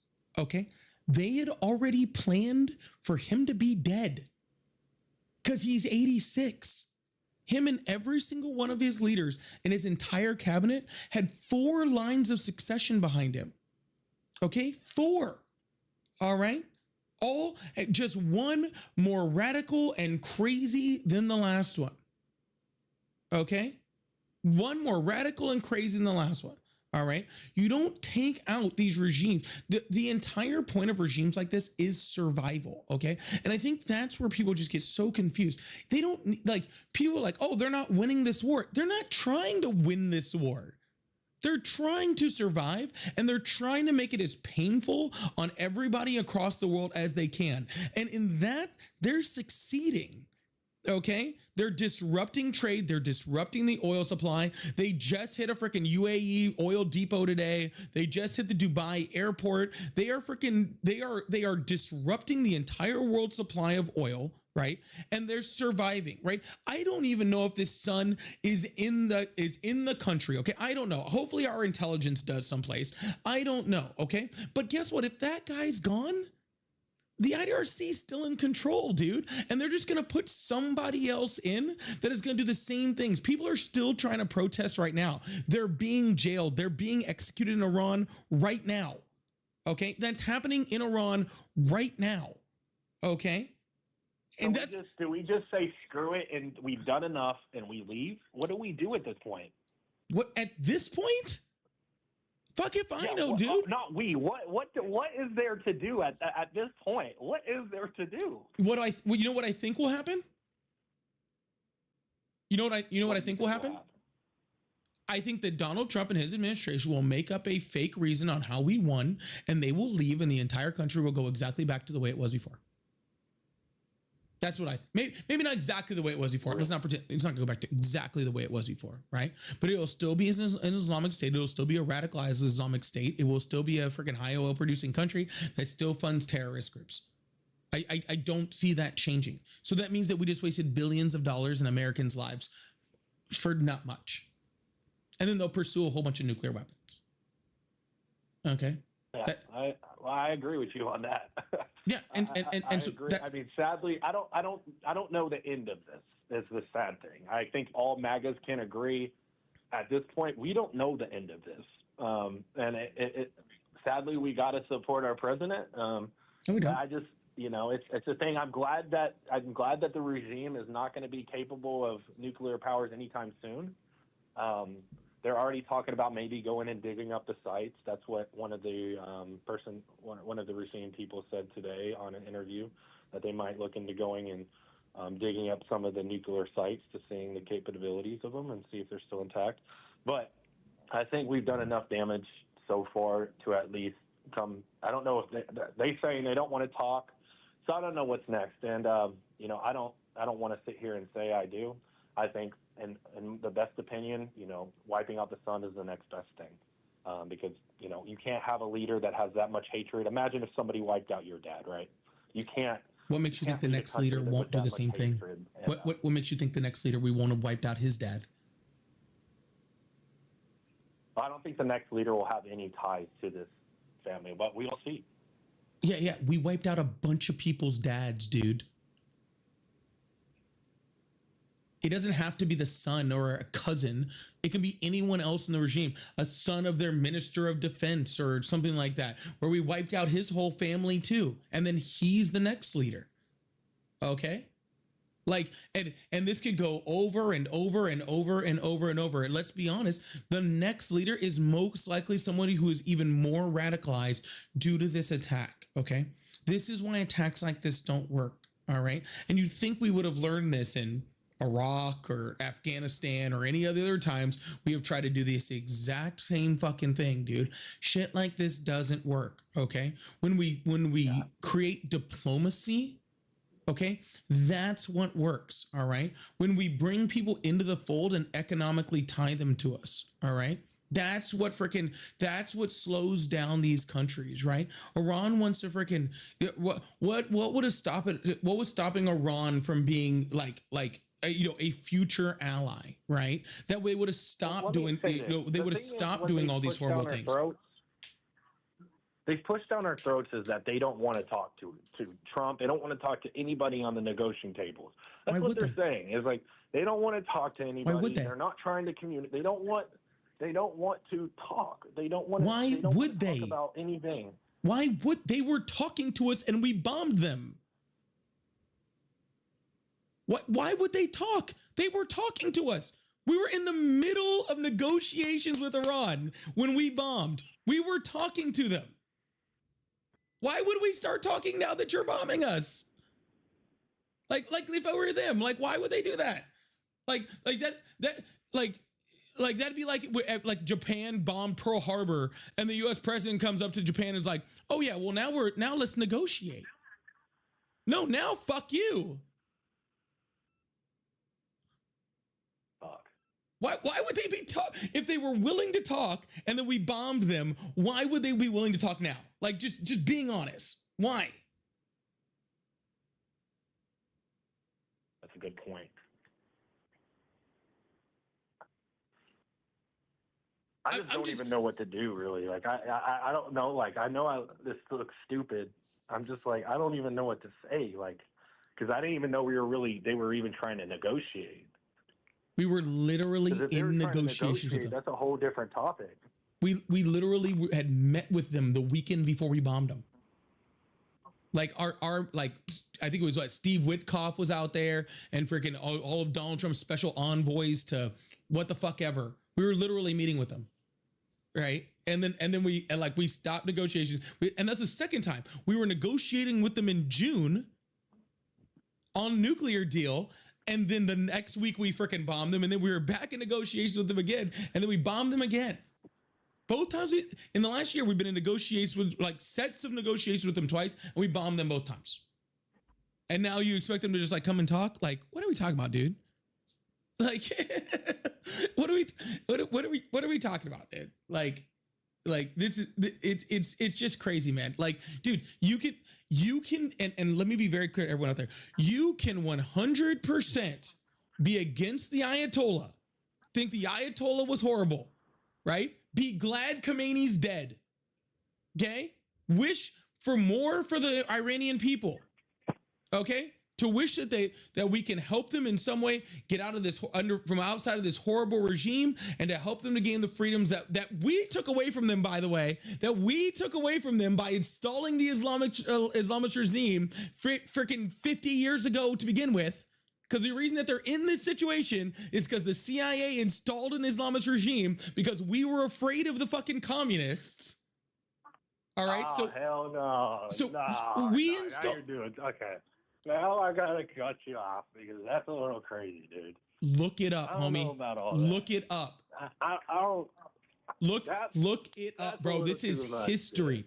We literally armed the Islamists against the communists because it was the middle of the Cold War and we were afraid that Iran was going to get too close to the Soviet Union. So we armed the Islamists over the communists. That's how the Islamists are in. No way. Hell no. Get the hell out of here, dude. I gotta look. What is this called? I gotta hold on. Let me Bro, pull this look, up. dude. There is no way this is real. You're saying the CIA started this? CIA started. I mean, the CIA is always doing some fuck shit. But regardless, yeah, the CIA installed the Islamist regime. You didn't know this?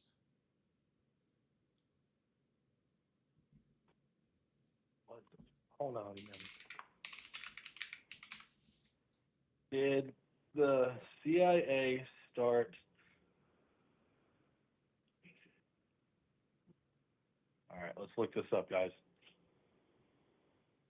Quick search. No. On August 19th, 1953, Prime Minister of Iran, Mohammad Mossadegh, was overthrown in a coup d'etat that strengthened the rule of Mohammad Reza Pahlavi, the Shah of Iran. It was instigated by the United Kingdom under the name Operation Boot and the United States under the name TP Ajax Project or Operation Ajax. Operation Ajax? Yep, Operation Ajax was the 1953 CIA and British MI6 coordinated coup that overthrew Iran's democratically elected Prime Minister Mohammad Mossadegh, restoring power to the Shah Mohammad Reza Pahlavi. I'm sorry, I know I'm screwing up the names. I apologize. Primarily to regain Western control over Iran's oil industry after Mossadegh nationalized it, ultimately leading to decades of dictatorship and fueling anti-American sentiment.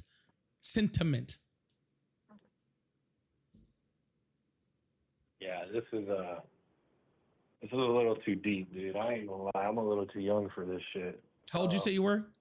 I didn't know. 25. I didn't know this. Yeah, man. If you don't learn about history, then you're destined to repeat it, right? Yo. So what? Okay, damn. Like, what the?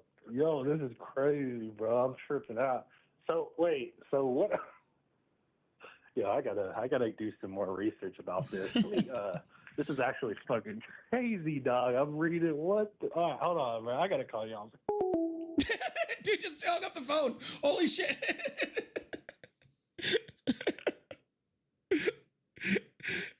That dude ain't sleeping tonight. That dude's not gonna sleep tonight. No joke, dude. That dude's gonna go down a fucking rabbit hole to the end of the earth.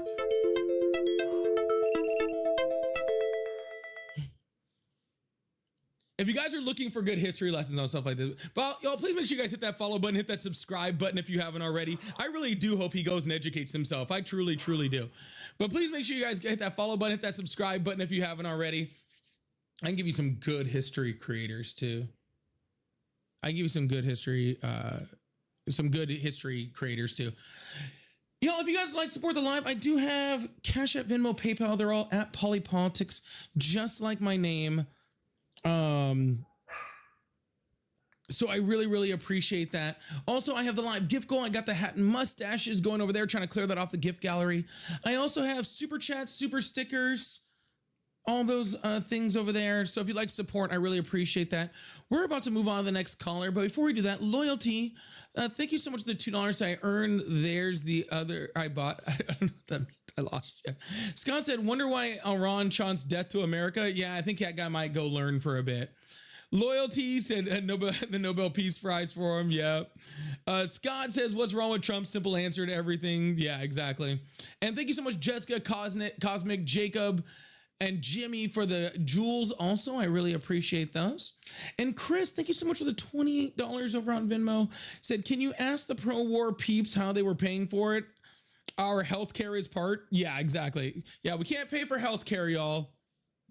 But can't pay for healthcare, but we can pay $1 billion a day for a war.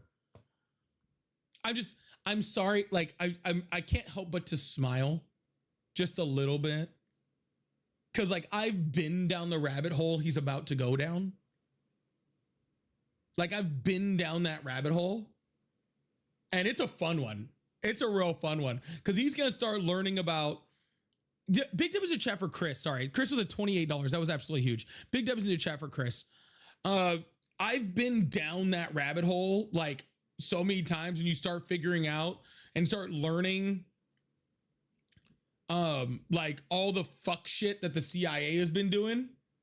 If he's anything like me, this is gonna spiral till tomorrow morning. He's just gonna like,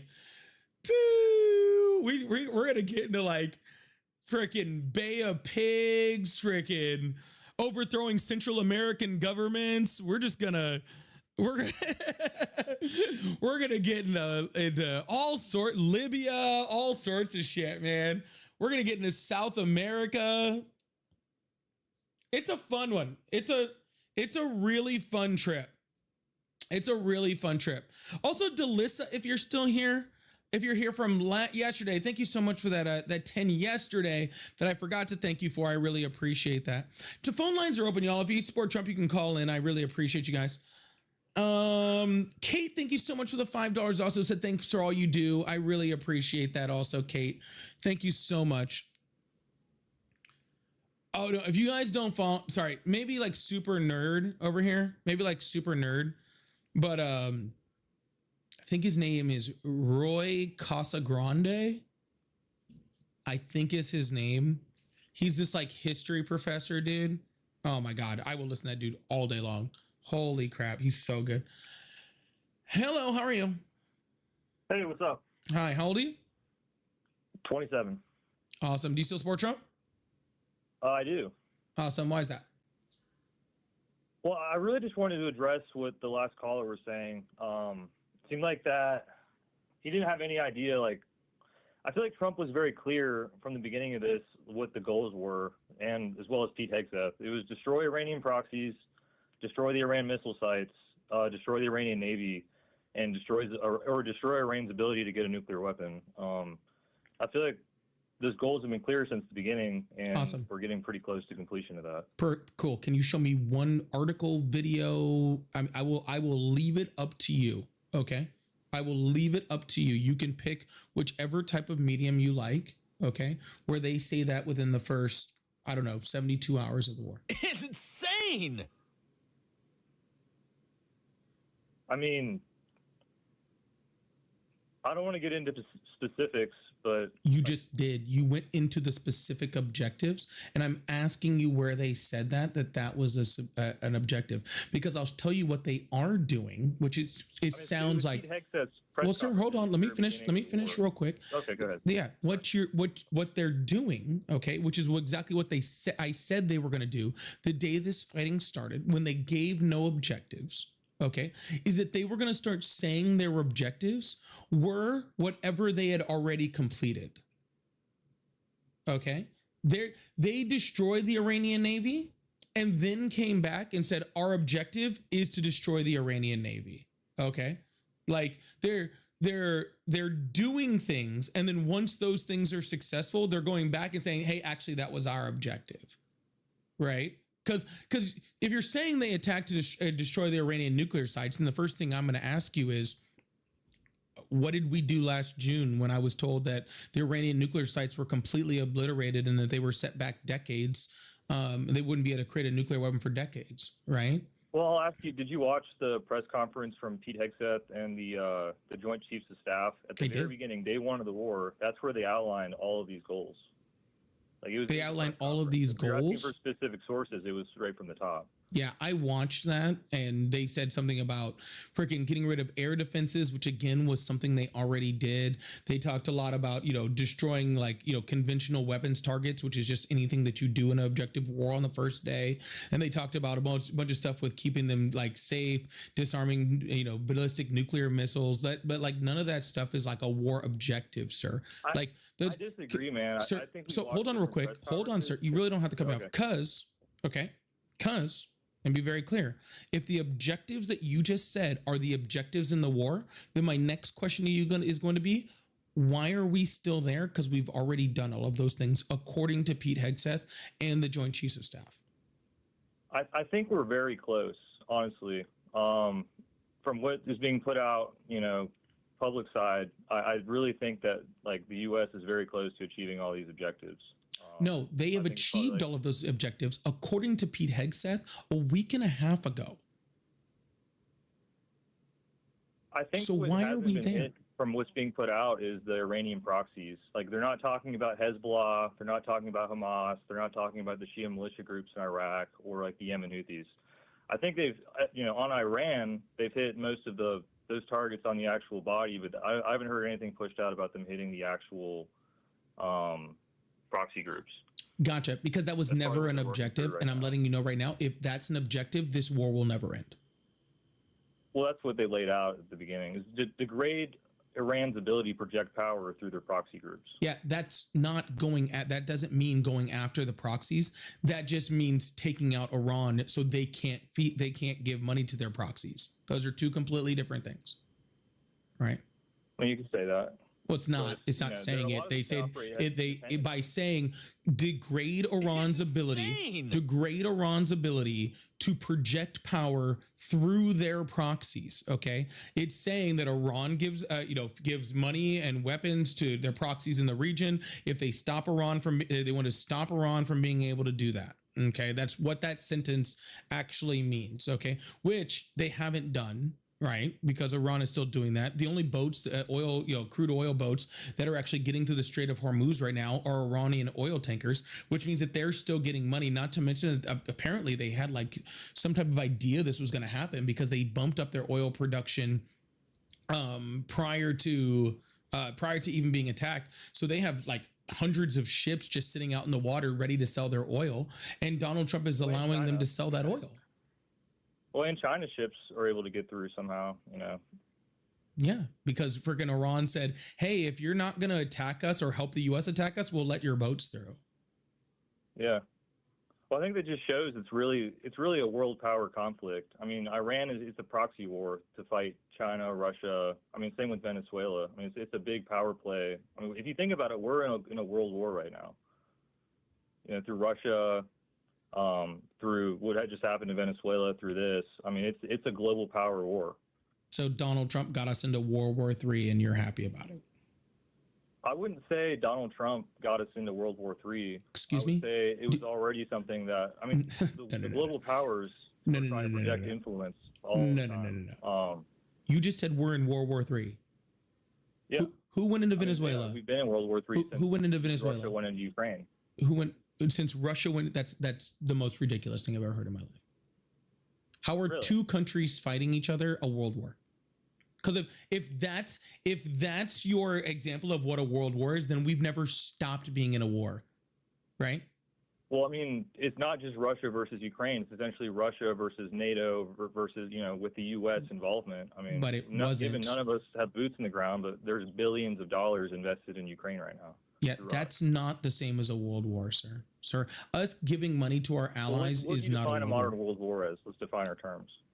What a world war is, we're freaking all major countries within the world, and probably a lot of the minor ones, but at least all major powers in the world are attacking each other with at minimum conventional weapons militarily. So you define it as of right now, major powers have to be in direct conflict, not just through proxies, not just through money.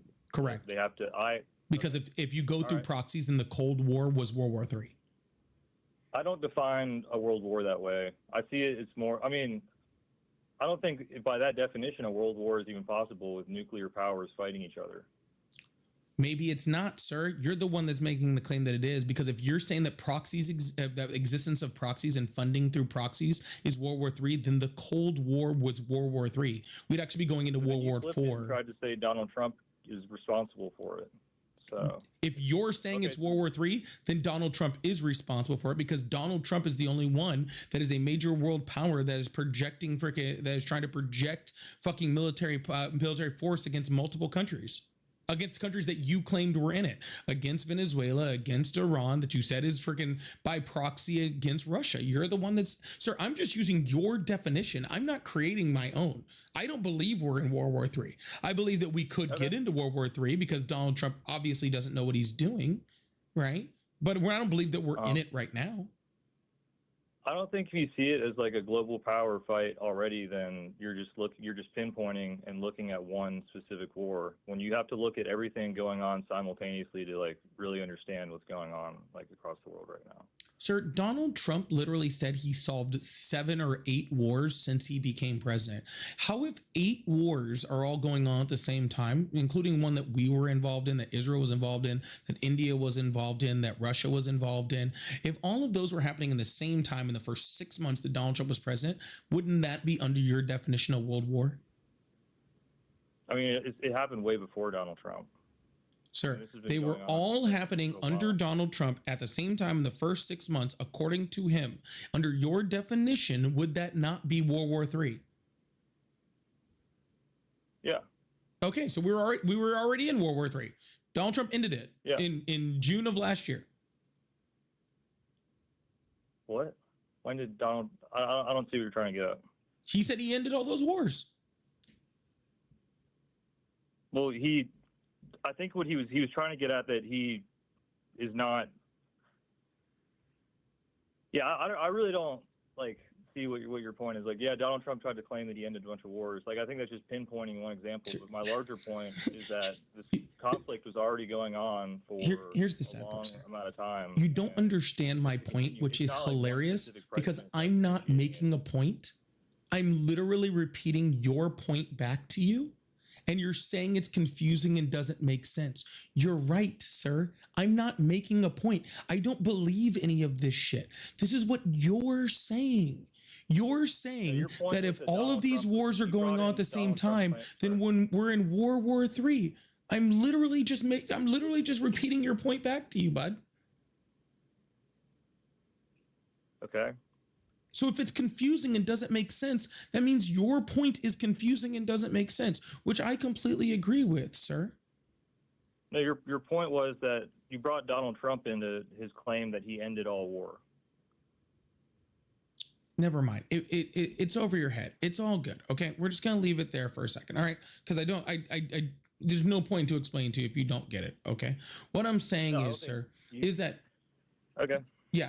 Going in and stealing Maduro is not World War III. We don't have any boots in the ground. We're not freaking in some freaking fight, some war. We're not having all these troops dying. It's not World War III.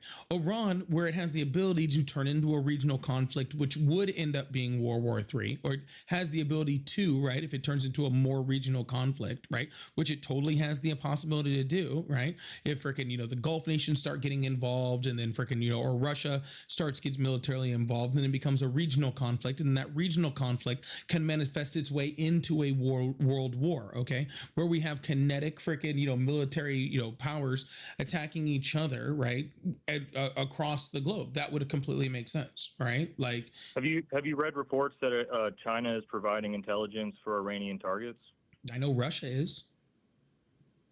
Well, China is, from what I've seen, China is as well. I haven't read anything that China is, but it doesn't surprise me if they are.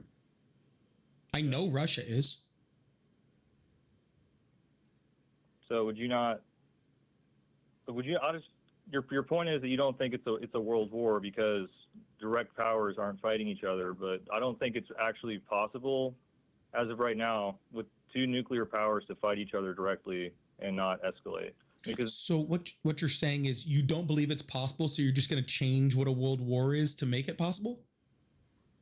I mean, that's what's been going on since the Cold War. Yeah, so that's all you're doing. You're saying, I don't believe that it's possible, which it is possible. It's 100% possible. It is completely possible for us to get into, kinetic attacks with conventional weapons, with nuclear powers. That is 100% possible. I don't know why you would think that it wasn't, right? But regardless of any of that, you aren't just going to change what a world war is just because of that and say like, oh, if China is giving them intelligence, then it's World War III, right? Like, that's like saying we were involved in World War II, right? Because we were selling tanks to the UK. Yeah, to Great Britain at the time, right? Just because we were helping Great Britain to fight the war in World War II doesn't mean that we were involved in World War II. We didn't get involved until we attacked Pearl Harbor, right? So it's an important distinction in between providing support for a country that's at war and actually being in that war, right? Like, we weren't at war with Russia because we were providing freaking weapons to Ukraine to help them defend themselves against Russia. That's ridiculous. And providing intelligence for targets. Yeah, that doesn't mean we're at war. Okay. I just define it differently. It's just about how you define what a war is, I guess. I mean, I didn't say sir. It's not. You're just making up stuff, dude. That's all you're doing. You're just redefining it because it doesn't fit your narrative. my narrative? Mm-hmm. My narrative is just that it's a global conflict, and it's been going on for well before Donald Trump. I don't think you can attribute it to one individual. Sir, you didn't say it was a global conflict. You said it was World War III. You're changing the definition of a world war conflict and changing the definition of war in order to fit that narrative. Okay, that's what you're doing, right? If you're just saying, oh, it was a global conflict, okay, cool. So all you're saying is that we had disagreements and funded proxies with people. Okay, cool, whatever. Yeah, we've been doing that since World War II ended, for the most part. I just think you're nitpicking like my definition, but it's not. It's a moot point. No, I think that you're just trying to create things, like I said, to fit your narrative. I don't know what to tell you. Okay, all right, that's your opinion. Yeah. All right. That's all I wanted to say. Yeah, I'm not sure if you had anything else, but I just wanted to address the last caller who didn't seem like he really understood the topic. Guess we're 2 for 2 then, huh? I tend to disagree, but thank you very much. Yep. All right. Well, y'all make sure you guys hit that follow button, hit that subscribe button if you haven't already. I really, really appreciate you guys. Thank you guys so much for being here. Guess we're just using our made up names. I don't know what to tell you. Oh my goodness. We're going to move on to the next caller. Keep this thing going. Humble Hufflepuff, thank you so much for the $10 super chat. Said, I wouldn't mind talking to you, even though I'm not a Trump supporter. I'm a progressive Marxist and wouldn't mind talking. But I'm so confused about why you are talking to Trump supporters. Because I can sit around and talk to progressives all day long and we get nothing accomplished. What do you mean do? Sit there and like hang out with you and just be like, hey, do you agree? I agree. Let's agree. Yeah, no, dude, I'm not like MAGA. I don't sit in echo chambers. We got to have conversations at a certain point. If you guys like support, I do the hat and mustaches up on the live gift goal over there too. If you guys would like to support, I think I need like 6 of those from one person or something to hit the live gift goal. If you'd like to help me hit my live gift goal, you can go up, hit my name, hit my gift gallery, help me clear that out. I really appreciate that. Also, of course, I have super chats and super stickers and stuff. Tatted, thank you so much for the $5. Says, is that the CIA with bin Laden? It's a trick. Oh yeah, we can. That whole thing is a whole nother. See, you're trying to get me started down a rabbit hole, okay? You're trying to get me started down a rabbit hole.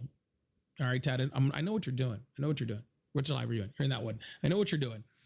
Thank you, Tatted. Pixie said, I have a coworker whose family is in Iraq. It's heartbreaking seeing her worry every day about them. Send some good thoughts her way if you could. Let's all send some good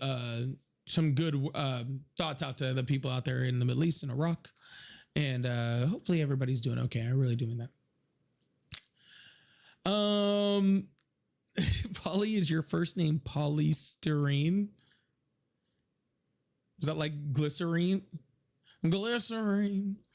The problem, what's going on, Heathen said, I don't know why I'm so stunned when callers are this insanely stupid. They have absolutely zero critical thinking skills. Their ability to retain the tiniest fact, all partnered with no self-control.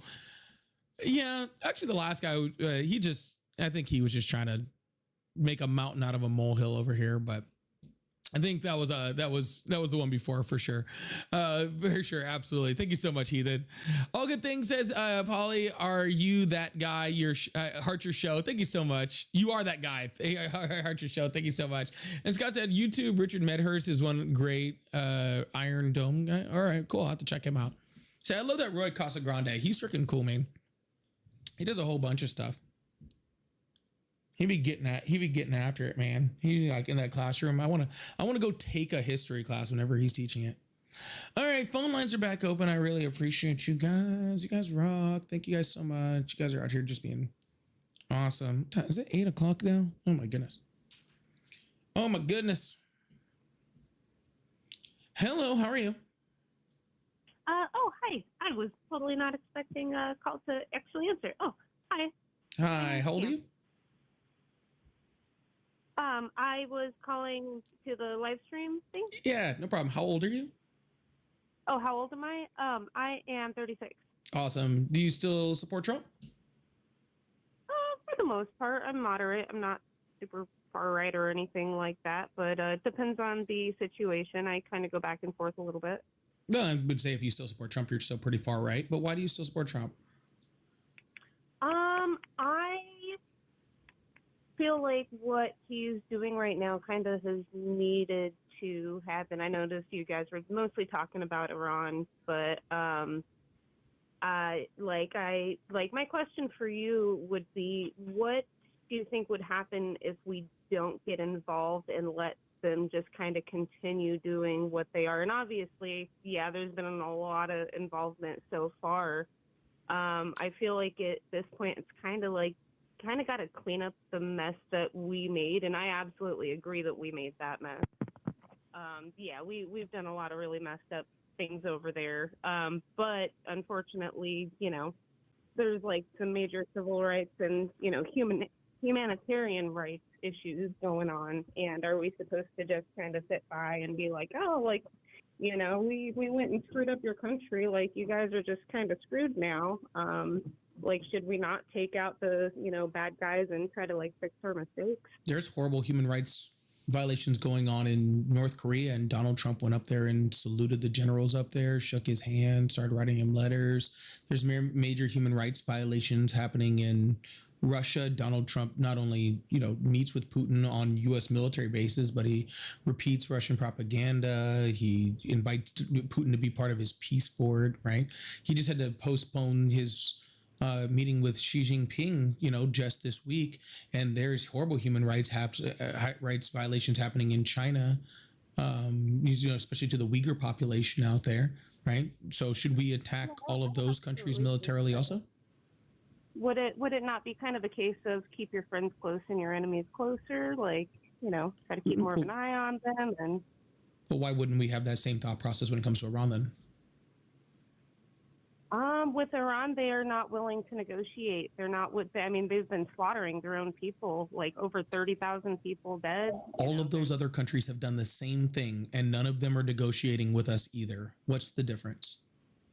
Well, if they're not negotiating, then, if he's going and talking with them, then they're obviously having conversations with them at least, right? We were in negotiations with Iran when we attacked them. Sorry, I didn't catch that. What did you say? We were in negotiations with Iran when we attacked them. Both times we attacked them, actually. From what I've gathered from like other podcasters that I listen to, and I'm totally open to new information, by the way. Like and this is why I kind of called to get information from both sides. But from what I've gathered, it was more so kind of hit them when they're down type dealio before they get to the point where they have nuclear capabilities, kind of get them when they're at their weakest. And there were allegedly like talkings of them, threatening the U.S. And it's like, if you're going to threaten to kill us, we're going to kill you, and it's more of a so we haven't gotten into like a both sides thing yet. This isn't like a both sides conversation because I'm not saying anything on the left-hand side of things. We're literally just talking about facts right now. The fact is that we were negotiating, right? Like that's just a fact, right? As far as hit them when they're down, that has nothing to do with anything that we're talking about, right? You're saying that they're committing human rights violations, so therefore we should attack them militarily. I'm asking you why we should attack them militarily when we don't attack any other country that's committing human rights violations, right? And the reason I'm asking you that is because the reason why we don't do that with those other countries is because we do diplomacy with those countries, right? We try to negotiate our way. We try to make deals with those countries. We try to freaking limit the horrible things that they do, right? Especially from authoritarian regimes. And we try to limit it, right? In countries that don't abide by that, we cut them off diplomatically and we shut them off from the world, i.e. North Korea. That was exactly what we did under the Obama administration, where where they weren't building a nuclear weapon. They weren't doing anything, all this stuff against America. They weren't doing all that stuff because we dealt with them diplomatically. What I'm saying is that nothing that you want to solve when it comes to Iran is fixed or will be fixed by this attack, right? Like there's nothing that's going to come from this that's going to be like, oh, well, now we're better, right? Because Iran wasn't attacking us with their conventional weapons, right? So taking out their conventional weapons doesn't help them be less of a threat, right? Unless we go full boots on the ground, there's zero chance of us taking out the regime. So they're still going to be in power, which means that their citizens are still going to be suppressed, and we're still going to have the human rights violations. And the final part of it is, is them funding their proxies, right? Which is really the big problem with Iran, right? Is them funding their proxies, but they're probably going to fund their proxies more when they know they don't have the ability to defend themselves as much, right? Because their proxies are going to act as their own military. And yes, I definitely understand that. I did hear today, however, there are going to be boots on the ground, but it's not going to be U.S. troops. And whose troops are it going to be? I don't know if you heard anything about that, but I did hear something about one of the neighboring countries are, going to be putting boots on the ground. Which country would that be? It's going to need to happen, but it should not be U.S. troops. Which country is going to send troops? I haven't heard anything about that. I would love to hear that. It was probably hours ago. I saw it on a news station. I cannot verify it, so I don't know if it's true. But I did hear. I don't think it's Israel. I want to say it's like Kurd or something. You think the Kurds are going in? I don't quote me on that. Because last I heard from the Kurds told Donald Trump to fuck off. So unless they change their opinion. Okay, but I do know they were being killed by Iranians as well. Yeah, the Kurds have already said no. Again, unless they change their mind. The Kurds are getting really tired of being the United States freaking play for military that always ends up fucking them over, which we've done for a really long time. So, which is totally fair, 100% fair. What I would like to get some knowledge on from your perspective is, what do you think would have happened if we had completely stayed out of everything, like altogether, and Iran kind of like built up their nuclear capacity, and the European countries over there are just kind of like letting them sort of just do their thing? Like, what do you see? Like, what would you predict as an outcome that would happen if we didn't do this at all? Yeah, and so it's a false argument, because I never argued for us doing nothing, right? I always think that we should have been doing something. The difference is I don't think that we should have been doing it the way that we're doing it now, right? Like, I think the JCPOA was a great example of a good start to diplomacy with the country, right? Like, we had released some sanctions on them, which when you economically tie yourself to countries, it's a lot harder to fucking attack them. You know what I'm saying? Right? Like, I mean, I'm pretty sure China would love to take us off the face of the planet right now, but we're so economically tied to them, it makes it very, very hard, right? So we economically tied ourselves to them by releasing some sanctions. We had inspectors going in to make sure they weren't building up a nuclear arsenal. They weren't freaking using their conventional weapons against Israel or anybody else in the region. And then Donald Trump pulled us out of that deal. And then Iran started, they started enriching up their uranium. They started building up their conventional weapons. They started attacking more stuff in the region, right? So I'm not saying do nothing. I'm saying do the right things, right? I'm saying do the things that actually help the problem, right? Not exacerbate the problem, not start forever wars, not put a bunch of troops in danger. Would that be more so like kind of like what you're talking about, like the path of diplomacy, talk to the leaders and things like that? Do you think that would have had a good outcome had that been, what was done? It at least had a chance to be a good outcome. Like what we're dealing right now I don't see any chance of having a good outcome, right? I don't see a chance, right, of us having a good outcome here, right? I think at minimum it's a stalemate, and I think that's the best we get out of this, right? At best, we get a really pissed off nation that spirals into destabilization, right? Which creates radicalization, which creates more, fears of threats to the United States and to our European allies and to Israel, right? To all of those things, right? Yeah. So I think that's the best chance we have, is that we're going out killing everybody's parents and children, and that we just created a lot more Hezbollah. You know what I'm saying? Or a lot more freaking, a lot more terrorist groups in the region, right? And so, How do you feel about the Iranians that are like in support of what Trump is doing? yeah, those Iranians are not in Iran. So yeah, I'm sure that they're really happy. A lot of them are. They're just not coming out because they've been mass murdered in the streets for protesting. Right. They have no speech. Exactly. So first of all, how do you know what they're for if you can't talk to them because the internet is? What I'm saying is you don't know what. What I'm saying is you don't know how they feel because their internet's like shut down in the country, right? Now I can go ahead and say that 80% didn't support the regime, right? That's easy to say, but the regime's not gone, right? So, yeah. So wouldn't it be in that 80%'s best interest to take out the regime until we get someone that can actually lead the country into a path forward where that 80% wants it to go? Yeah. Do you think what we're doing is taking out the regime? The top people in it. I know there's going to be a whole bunch of underlings, but I know they did that big strike that took out a good solid chunk of them. Yeah, the regime is the whole government, right? It's not just the leaders. These regimes are actually built specifically in a way to survive. Surviving is the entire goal, right? So we can keep bombing their leaders all they want. There's just more leaders that are going to come up, right? And when there's more leaders that come up, I mean, like I'll give you a perfect example, right? We took out Khomeini. His son's now in power, right? His son is more radicalized and crazy than he was, right? So we didn't improve. We went the other way, right? And who's saying that the next one won't be worse, right? So we're not in a situation where we're like, oh, like the regime's being taken out. I mean, even Trump and Hegseth aren't saying that. Well, sometimes it depends on what day you talk to them. Sometimes they say it's a regime change war. Sometimes they don't. Right. But we already had intelligence like that was already leaked that said the White House was briefed and said there was almost no chance that this attack was actually going to take out this regime. Right. And like, I will say that, right, if we're going to do all this bullshit, then we might as well take out the regime. Right. But I don't even know that we're doing that. Right. I mean, it doesn't even look like we're doing it. Right. Right.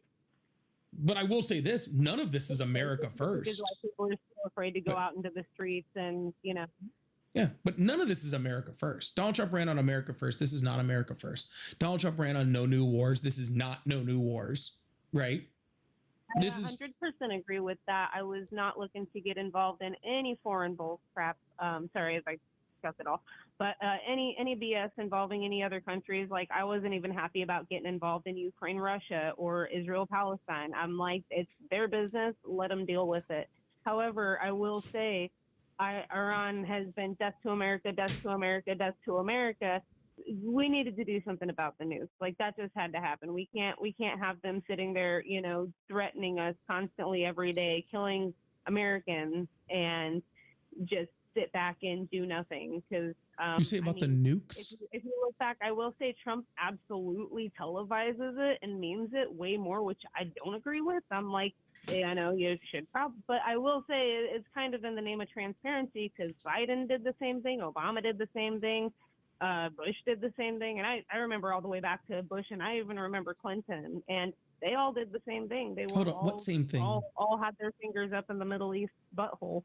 And I don't agree with any of it. But, at this point, it's like we went over there, shattered a bunch of glass, and we kind of need to go and sweep it up now. That's just kind of how I feel. First of all, I heard you say something on nukes. I want to readdress that in a second.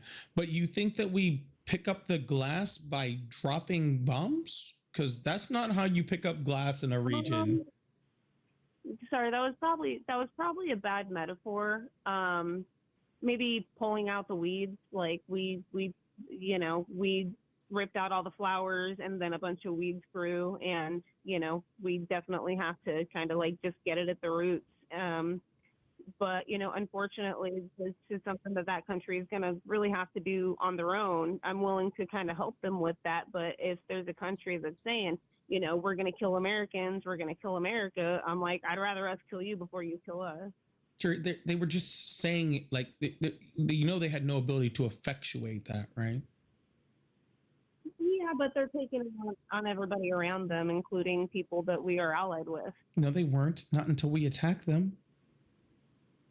They didn't start bombing our allies in the region until we attacked them. Do Do you not remember like the Ariana Grande concert that got bombed? There's been terrorist attacks happening for all the time. There's terrorist attacks There's happening always for years. terrorist attack happening. There was terrorist attack happening before this. There's terrorist attack that have nothing to do with Iran. There's always terrorist attacks, right? But I don't know, Yeah, like those terrorist. This Iran, isn't ending any of those terrorist attacks. If not, it's probably going to create more. It's not compatible. Like their ideologies are just not compatible with the rest of the world. Does that mean I want them wiped out? No. If they're terrorists, yes, absolutely. If they want to commit jihad and kill innocent people and they want to murder people, yeah, I think any murderers. We're not attacking the terrorists. We're attacking school children. What are you talking about? The terrorists are in Iraq. The terrorists are in Lebanon. The terrorists are in freaking all across the region.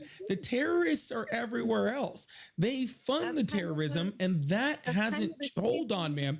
That part hasn't changed. Okay, that's what I'm saying. There's no amount of bombs that's going to. Ma'am, I let you talk for like so long. Please let me finish my sentence. Thank you. You betcha.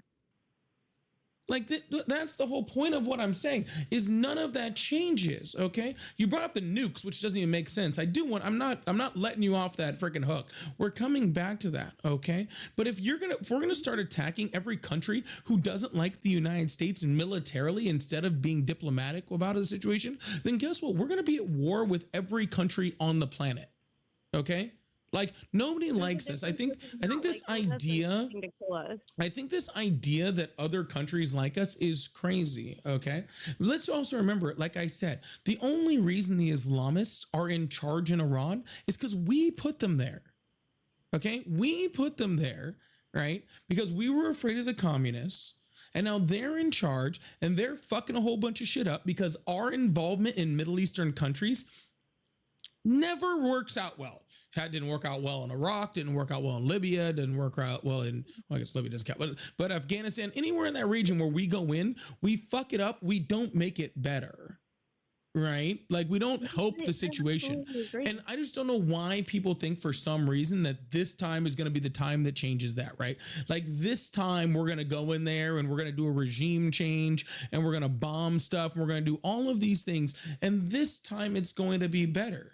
Okay, like guess what? The people that are left in Iran, all right, that now are missing their fathers, their mothers, their children, their aunts, their uncles, their cousins, right? All the people with the guns, because we're not going to do a regime change. All of those people are still going to be chanting the exact same thing. They're going to hate us even more, right? They're going to, it's going to be even worse. I feel you, and that's the fear of mine too. How do you feel though about all of the? I feel like last time something like this happened, obviously it's like early 2000s. I feel like there was not the support of the surrounding countries. This time, pretty much every surrounding country is in support of this, like including Qatar, including I don't know about Afghanistan, but most of the countries around that area, Lebanon, like are kind of pretty much in support of this, which we didn't have last time. Lebanon's a whole different war, by the way. I mean, technically the same, but that's a whole, we're not attacking Lebanon. Israel's attacking Lebanon. Okay.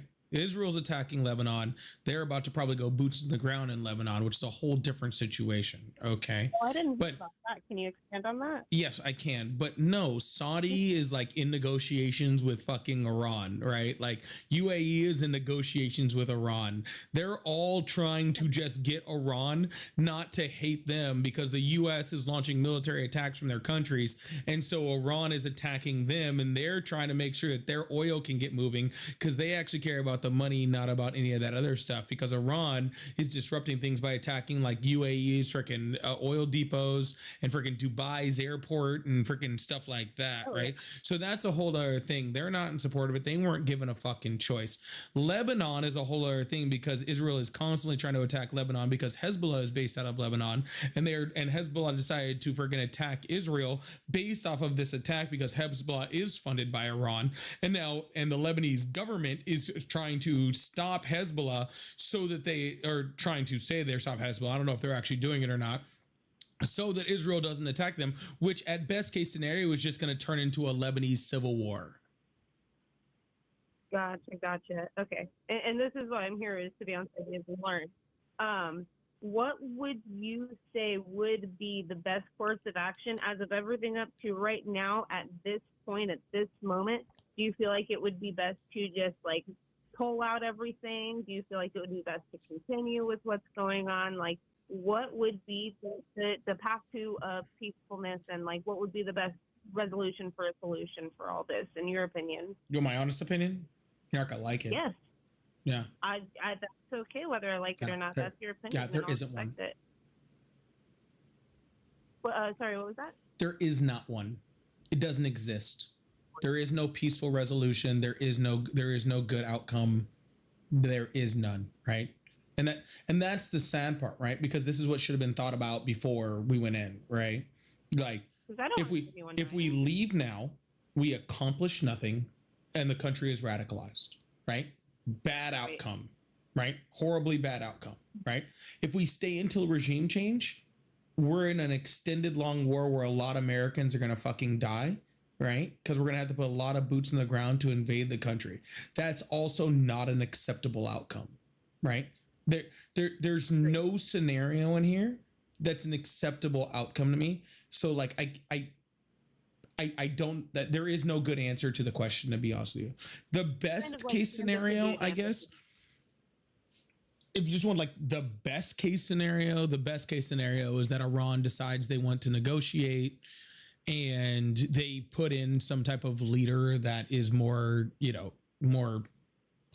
sympathetic to Western ideology. But I think that is a very, very minute chance of that happening.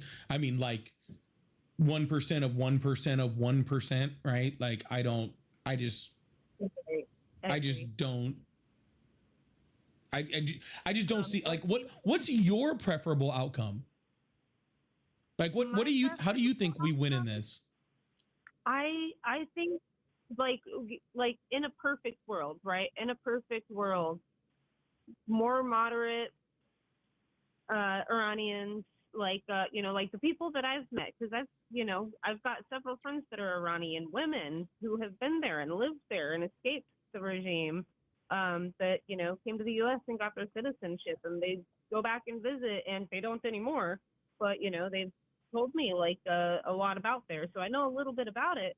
And in a perfect world, the people that don't agree with the regime right now rise up, take over the buildings, do what they're doing in Cuba right now.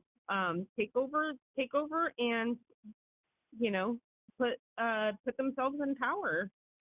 Kind of. Well, this isn't a perfect world, and what you just said isn't going to happen. So, what's the best outcome that's in reality?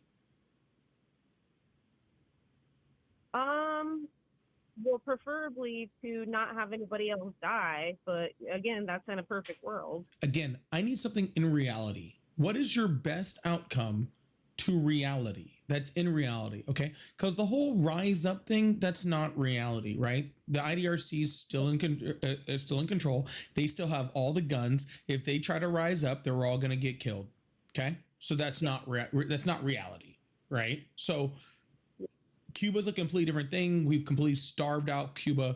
We've completely cut off their entire oil supply so that their power grid is completely gone off. And that place is probably just going to digress into some type of civil war, which is a whole other situation. This isn't Cuba. Okay. So we are currently bombing Iran. The son of the Ayatollah is now the new Ayatollah. He's in charge, right? The IDRC is still in power. What is your best case scenario? So I heard he's not even alive. Who'd you hear that from? Probably like 7 or 8 different YouTube videos. Okay. But not confirmed, so. Ma'am, I will let you know this. If he was not alive, okay, Israel would have told us very quickly if they could prove he wasn't alive, okay? We wouldn't have to guess about it. It would be all over every Israeli friggin' news site, and then backed up by every freaking, Middle Eastern website, and then backed up by the US, it would not take but 2 seconds for us to freaking get that information. So if you let me talk for a second, I was gonna say, like, I heard one report of he was in a coma, and one report of he was injured in the initial attack, and his leg was injured, and then another report that said his leg was amputated, but he was in a coma, and and then another one that said he wasn't alive. I don't know what to believe. So this is all just alleged, absolutely alleged. But to get back to your question, realistically, I think the two options are we either pull out or we stay there. And I know people are gonna definitely there's gonna be some casualties, and unfortunately that happens in war. If we stay there, if we pull out, I think it's gonna be a lot worse and more people will die. So not what I like to see, but what I think realistically is going to happen is they're going to stay there, which I think at this point, it's damned if you do, damned if you don't. But I think the best option is to stay there and try to, make this at least where it wasn't all for nothing. Gotcha. And how much time, money, and American life are you willing to accept for that? Me, it's not on me. I think any lives that are lost. No, you said that's your preferred outcome, is that we stay, make a whole thing, like stay there, do a full regime change, do, the whole 9 yards. How much time, money, and American life are you willing to accept for that? Well, let's see here. Lives, I'm not going to make a counter on that. However, I will say, with the amount that has been spent on this war so far, it's a lot less than the Somali fraud that has been going on in our own country. So if we hold all of the fraud, that actually would have funded this entire war, probably. That's not even close to fucking. No. Lives, I do feel like there will be less lives lost if we stay there than there will be if we. All right, I'm shutting you up after that one. First of all,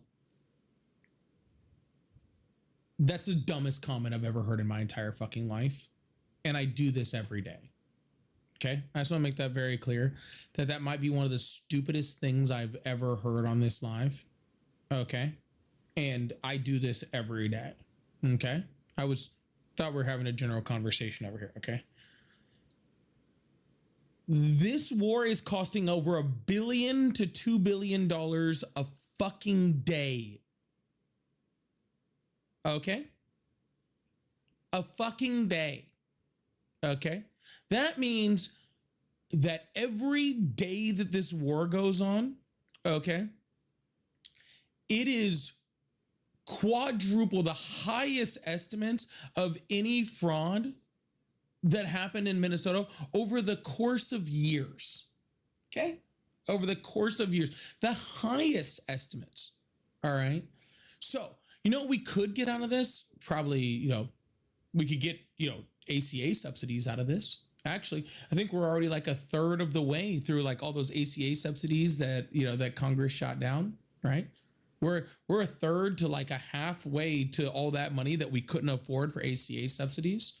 We've already spent on this war, right? We're already almost there. All that money we had to cut for people that were on Medicaid or SNAP benefits that Donald Trump took away in HR1, right? We could fund all that shit with the cost it's taking to do this war, right? All of it, right? Like if this war goes on like 4 more days, we could have funded all those Medicaid cuts. We could have funded all those SNAP benefits. People are at line on, in lines for TSA at airports right now. We could have funded all of that shit, right? Fuck, for as much money as this thing costs, we could freaking provide probably school lunches for every child in the United States for free. I'm pretty sure at this fucking point. Okay. So you can miss me with the Somali fraud bullshit. Okay. Truthfully. All right. The fact that not only you're freaking want to bring that up instead of all the other things that are being taken away from American citizens, right? But that you want to prolong it so that it's more money and more time spent and more American soldiers' lives lost. Okay. To get fucking nothing out of it. That's fucking sad. Well, I see you were going for the gotcha moment. What would you have us do, though? I don't need a gotcha moment, ma'am. You are the gotcha moment. Second of all, I already answered that But question. what would you have us do? I'm going to put the same question back to you. Would I you have us already pull out, answered, or would you have ma'am. us I sit there? asked you the question after you had already asked it to me. What are you talking about? You asked me what I think we should do. I answered it, Well, you then said there's asked no you the solution same at all. question, You and didn't give you an answer. answered You it. What are said you there's no talking about? solution. We already went through this You part said of the there's no conversation, ma'am. solution. We've already done this part. Yeah, and you said there's no solution. You didn't give an actual answer. Yeah, the What's the solution answer? was Stay to have or go? elected a president that was competent to begin with, so we didn't end up in this situation.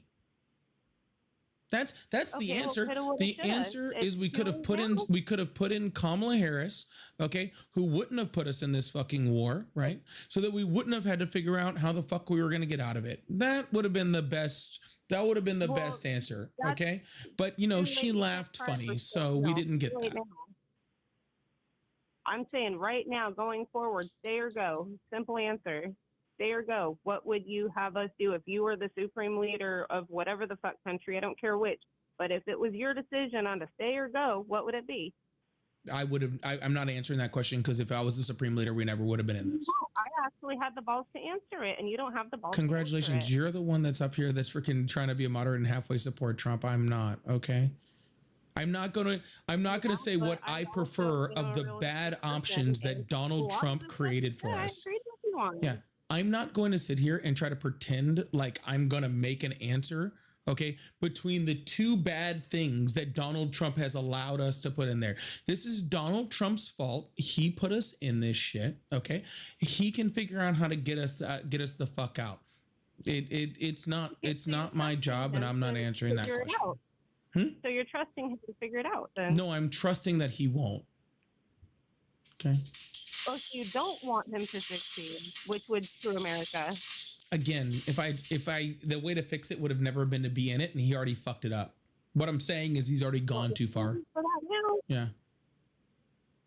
we're already past that. I'm talking present. We can't go back and change the past. Oh yeah, if I could.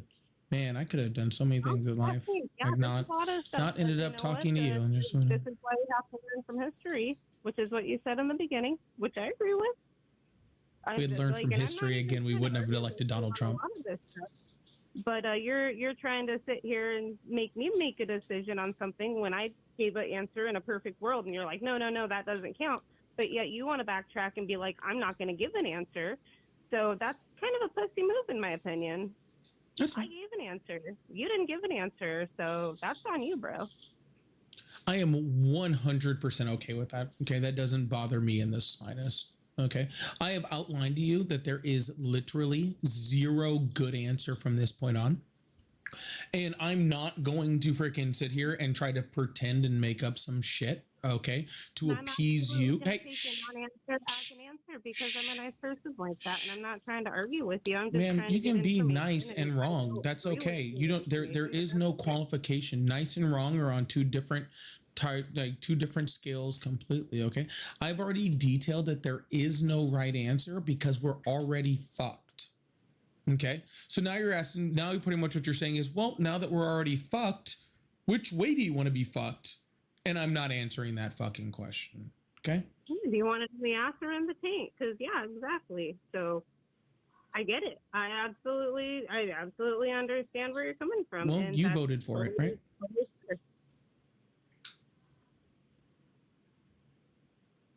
The reason you need to answer this question and I don't is because I don't vote for it. I don't support it. You came up here and said that you supported Donald Trump, and you're the one who came up here telling me and defending Donald Trump's actions in Iran. You were the one doing all of that stuff.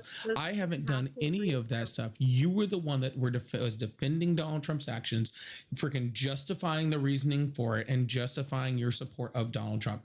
You were the one doing it. So now you can tell me what the hell he's going to do to get us out of it, right? I don't need to do any of that because I don't support Donald Trump. I don't support his actions. I think that he was wrong in doing everything that he did. And I think that his decisions will be bad, that regardless which one he decides, we will be fucked regardless. Here's what I can probably guarantee, which is the really, really sad part, is whichever decision is the wrong one, he'll probably end up making it. Like if there's one that's like a 4 on the bad scale and one that's like a 9 on the bad scale, he probably will find a way to choose the 9. And I don't know how he does it, but it is, you know, like pretty impressive. Like it takes almost like work to try to be this bad at decision making, to be completely honest. But hey, yeah. And I could say the same about Kamala. I think she would have had us completely screwed. She couldn't even talk straight when she was speaking to people. Yeah, so this is what you guys do the second that you guys get your ass whooped in a fucking conversation is you go, but Biden or but Kamala. Bro, nobody's talking about Kamala Harris and she hasn't been politically relevant in 16 fucking months. Now you're fucking whining about Kamala Harris, dude. Fucking just because you support freaking Mr. I can't pronounce words leaning up against fucking podiums, fucking walking around like a Zumba and my skin is falling off, fucking Donald Trump. Whenever you guys lose, it's always the same fucking thing, dude. It's but Biden, but Kamala, but this, but that. How about but you voted poorly and but you're bad at making decisions and but you're bad at picking leaders? Okay. And but you created this entire fucking situation and but this is your fucking problem. So but you should be paying attention to all the shit you're going on because but you don't know how to fucking pick presidents correctly. Okay. And then maybe next time you pick better. I love all of this. That's fine. All right, cool. Well, I'm going to move on to the next caller because we're not talking about anything anymore. Absolutely blessed day. Thank you so much for the conversation, and I appreciate you. Have a good one. You too. It's always the same thing, dude. As soon as we get to that point, it's always Biden. Shut the fuck up, dude. Anyways, y'all, make sure you guys hit that follow button, hit that subscribe button if you haven't already. I really, really appreciate you guys. Thank you so much. We're looking for 7 more of these hand hearts over here. If you guys would like to help me clear off this live gift goal over here, I really appreciate it. I said hand hearts. I meant hat and mustaches. Got a little brain stuff going on there. If you'd like to help me clear that off, I really appreciate that. And Ryan, thank you so much for the Galaxy. That was one of those freaking gift gallery gifts too. Thank you so much, Ryan. I appreciate that. If you'd like to support the live, I do have Cash App, Venmo, PayPal. They're all at Polypolitics, just like my name. I also have super chats, super stickers, all sort of stuff, so I can throw them up and have some fun with those in between callers.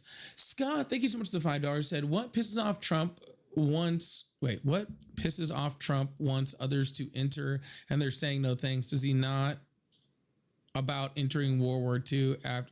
Scott, this is gibberish. I have no idea what you're saying. Scott, I love you. I have no idea what this message says. Okay. No clue. Love you, man. Truly. I do. Love you. I have no idea what this says. You got me on this one, bud. Shush, thank you so much for the envelope. I appreciate that. Violet, Nicole, thank you so much too. Beat, thank you so much for the $5 super chat. Said, oh my God, I solved it. MAGA never learned cause and effect. Yeah, 100%. Scott says, I said one SC tonight. Who knows? Maybe it's love. Maybe. Maybe it's not. Scott also get big W's in chat for Scott. Scott is for supporting the live hella huge today. So big W's for Scott, even though I couldn't understand that other one. So my brother called anti-USA. I told anti-asshole. Am I an asshole? I'm USA, right? I thought oil electric cars are the dumbest. I think now with all this war going on, I think we need electric cars more than anything, to be completely honest with you. Oh my God, you guys cleared those hand hearts too. Thank you guys, or the hat and mustaches. Thank you guys so much. Really appreciate that. Yeah, we really needed those electric cars now with all this oil stuff. If only we could have predicted this, that oil wasn't going to be readily available after a certain amount of time. Crazy nuts. Thank you so much, Scott. Peach, thank you so much for the Lucky Clover too. And Francesca, thank you so much for the gifted membership. We do have memberships available, super fans available if you'd like to support, or you can gift any of those. I really appreciate that. Thank you so much. Do I got time for one more? I got time for one more. Can we get this thing up to, I don't know how many likes we're at over here. We're not even up to 200,000. Can we at least get this thing up to 250,000 over here? I really appreciate that. If you'd like support, again, I have super chats, super stickers, pay links in the bio. Yeah, they're all at Polypolitics for all the pay link ones. So I really appreciate that. And if you'd like to support over on TikTok with the gifting over there, I do have the gift gallery too. So if you'd like to support, thank you for that. You can go up, hit my name, hit my gift gallery over there, and help support in one way or another over there too. So I really appreciate that. You guys rock. Thank you guys so much. You guys are awesome. And Delissa, thank you so much for the $10 also over here.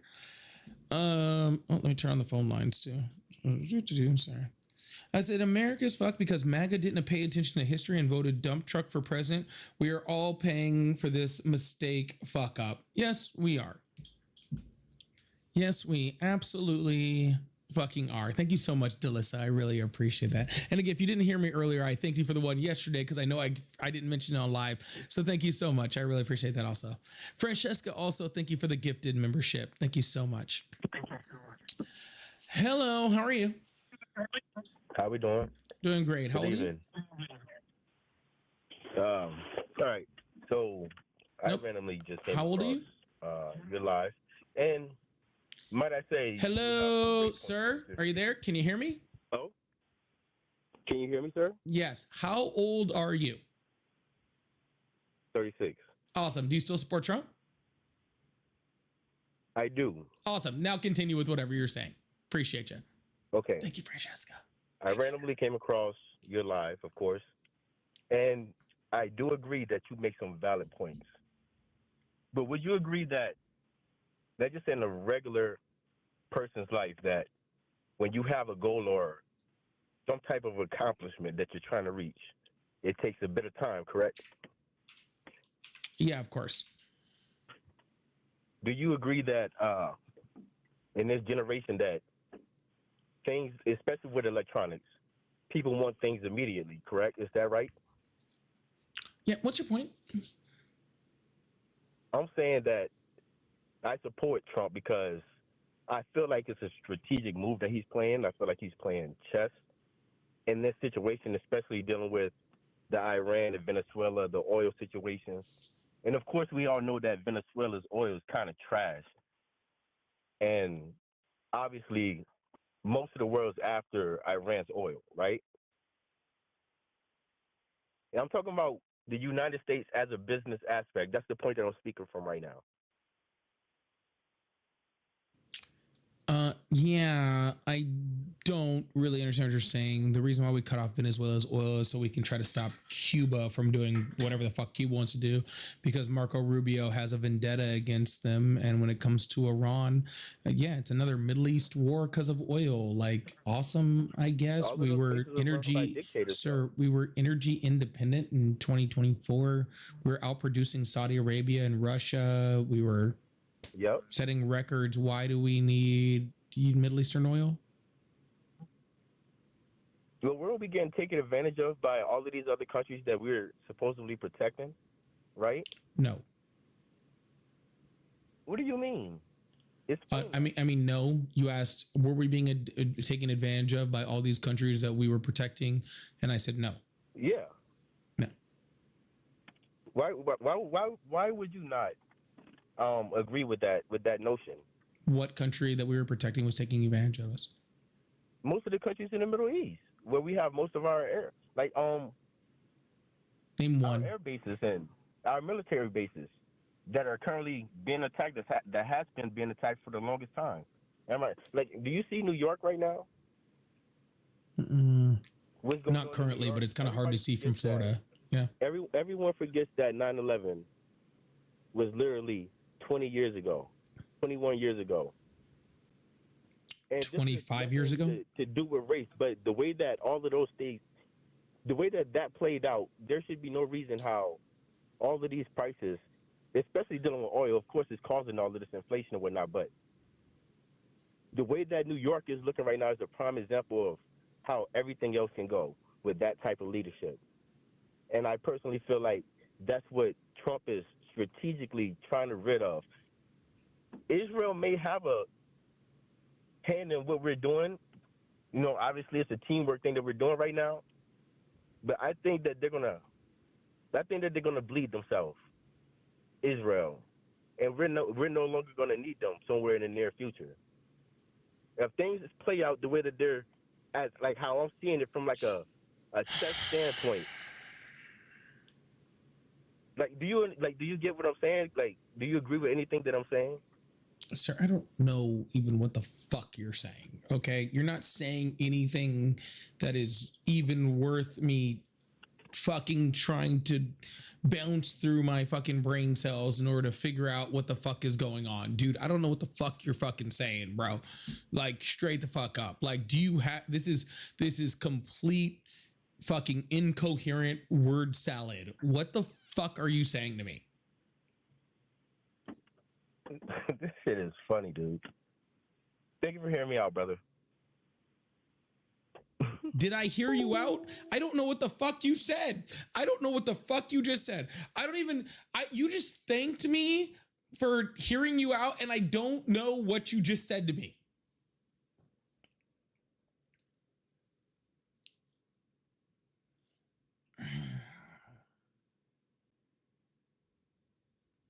I don't know what he said. I don't know what he said. I don't know what he said. Okay?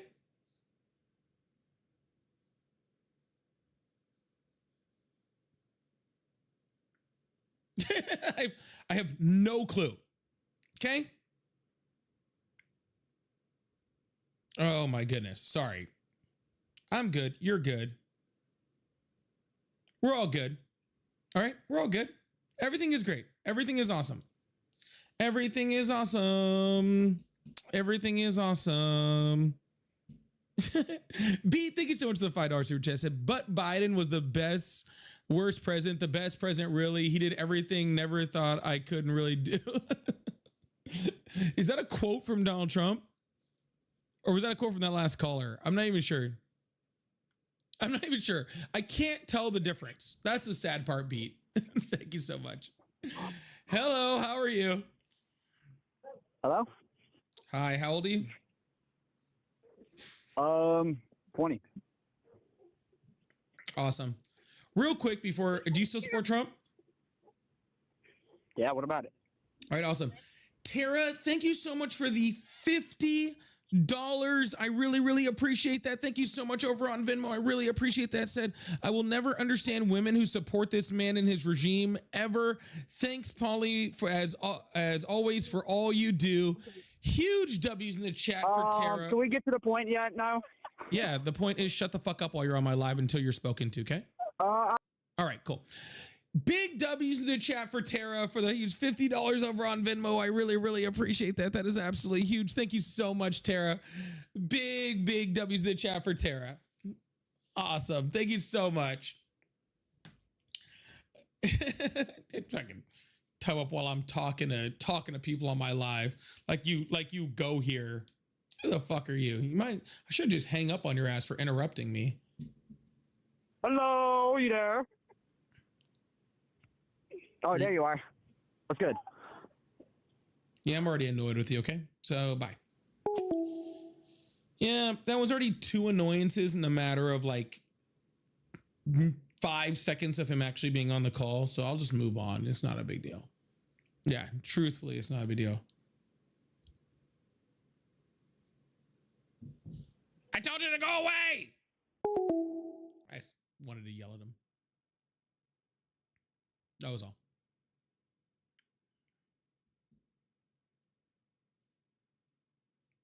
I just wanted to yell at him. Hello, how are you?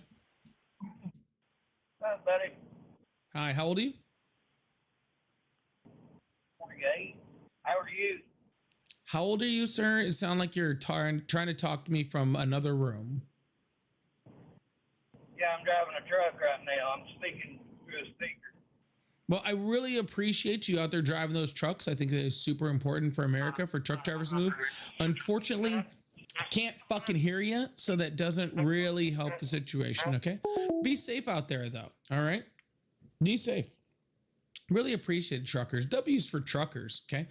That doesn't change the fact that it sounds like I'm talking to you through fucking something. I don't even know. You guys want a train fact? We're going to have a train fact. Y'all, make sure you guys hit that follow button, hit that subscribe button if you haven't already. I really appreciate you guys. Thank you so much. We got Dave in with a train fact. We're going to have too long of a train fact today, but we can get a train fact in. How you doing, Dave? I'm doing good, man. How are you? I'm doing awesome. What's the train fact for the day, man? So the London and Northeastern Railway had a class of express locomotives called the A1. All but 7 of these were named after racehorses. Some of these very interesting racehorse names was number 2560, Pretty Polly, number 2566, Lattice, number 2579, 4479, Robert the Devil, and 4477, Gay Crusader. That is a real locomotive that existed. Oh, well, all of those are great. You said one was called Pretty Polly? Yes. Crud. I had the road number of it. But yes, it was called Pretty Polly. It was built in 1924 and sadly scrapped in 1963. 1924, you said it was built? Yes, I believe so. Give me one second. Picture of it. Ooh. Yes, number 2560, Pretty Polly. Oh my God, it's Thomas the Tank Engine. 1925 and then scrapped in 1963. It's Thomas the Tank Engine. I mean, that's what it looks like to me because I'm dumb. Oh. If I can find a photo of the darn thing. No, really, like right here, it says like in some type of wiki thing or whatever. Oh, Locomotive Wiki? Yeah. Yeah. It says. Oh, I've got the wrong locomotive pulled up. I've got 2506 Salmon Trout. Dude, it said something about Thomas the Tank Engine on here. Oh, the LNER A1s were the basis for Gordon the Big Engine from Thomas and Friends. All right, I'm throwing it up on the screen for y'all. This is Pretty Polly. We got it. We got it up. Yeah. 2560. Yep, right there. Yes. And then I'll post a photo of this one in your Discord server if I could find it. But there was a locomotive that worked at the Norwich Slate Quarry that was literally called Holy War. That's awesome too. Yeah. The London and Northeastern Railway had some interesting names for their locomotives, and so did the Norwich and Penryn quarries. Sounds like they're naming their trains after like B-list metal bands. Like that's what it sounds like to me. Like they're naming after a B-list, which I'm totally for. I'm totally for. Yeah. Yeah, I think I'm gonna save the picture of Pretty Polly. I might use that in I don't know, like a future thumbnail or something. We gotta incorporate Pretty Polly the train into some type of image right over amazing. Here. Sadly, I can't find a name of it, but there was a British Railway Class 47, which was a diesel locomotive originally designed in the late 1960s, named Huggy Bear. That's cute too. That's super cute. Yeah. Yeah, absolutely. Absolutely. Well, thank you so much, Dave. I think that we got all the cool like train names, and I got a train. I'm going to say I was named after the train. And anyone asked me where Polypolitics came from, I'm just going to tell them I was named after the train, even though I just heard about the train right now. Oh, yeah. I'm just going to lie. If I find more funny train names, I'll put them in your Discord server.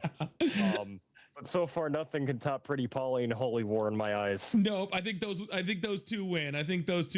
Well, thank you so much, Dave, for the train fact of the day, and I really, really appreciate you, brother.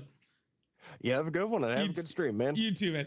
Big W's in the chat for Dave, the train guy. And an extra little W in there for Christine, who sent the train over there as the train gift during the train for the Pretty Polly up there. So huge W's in chat for Dave the Train Guy.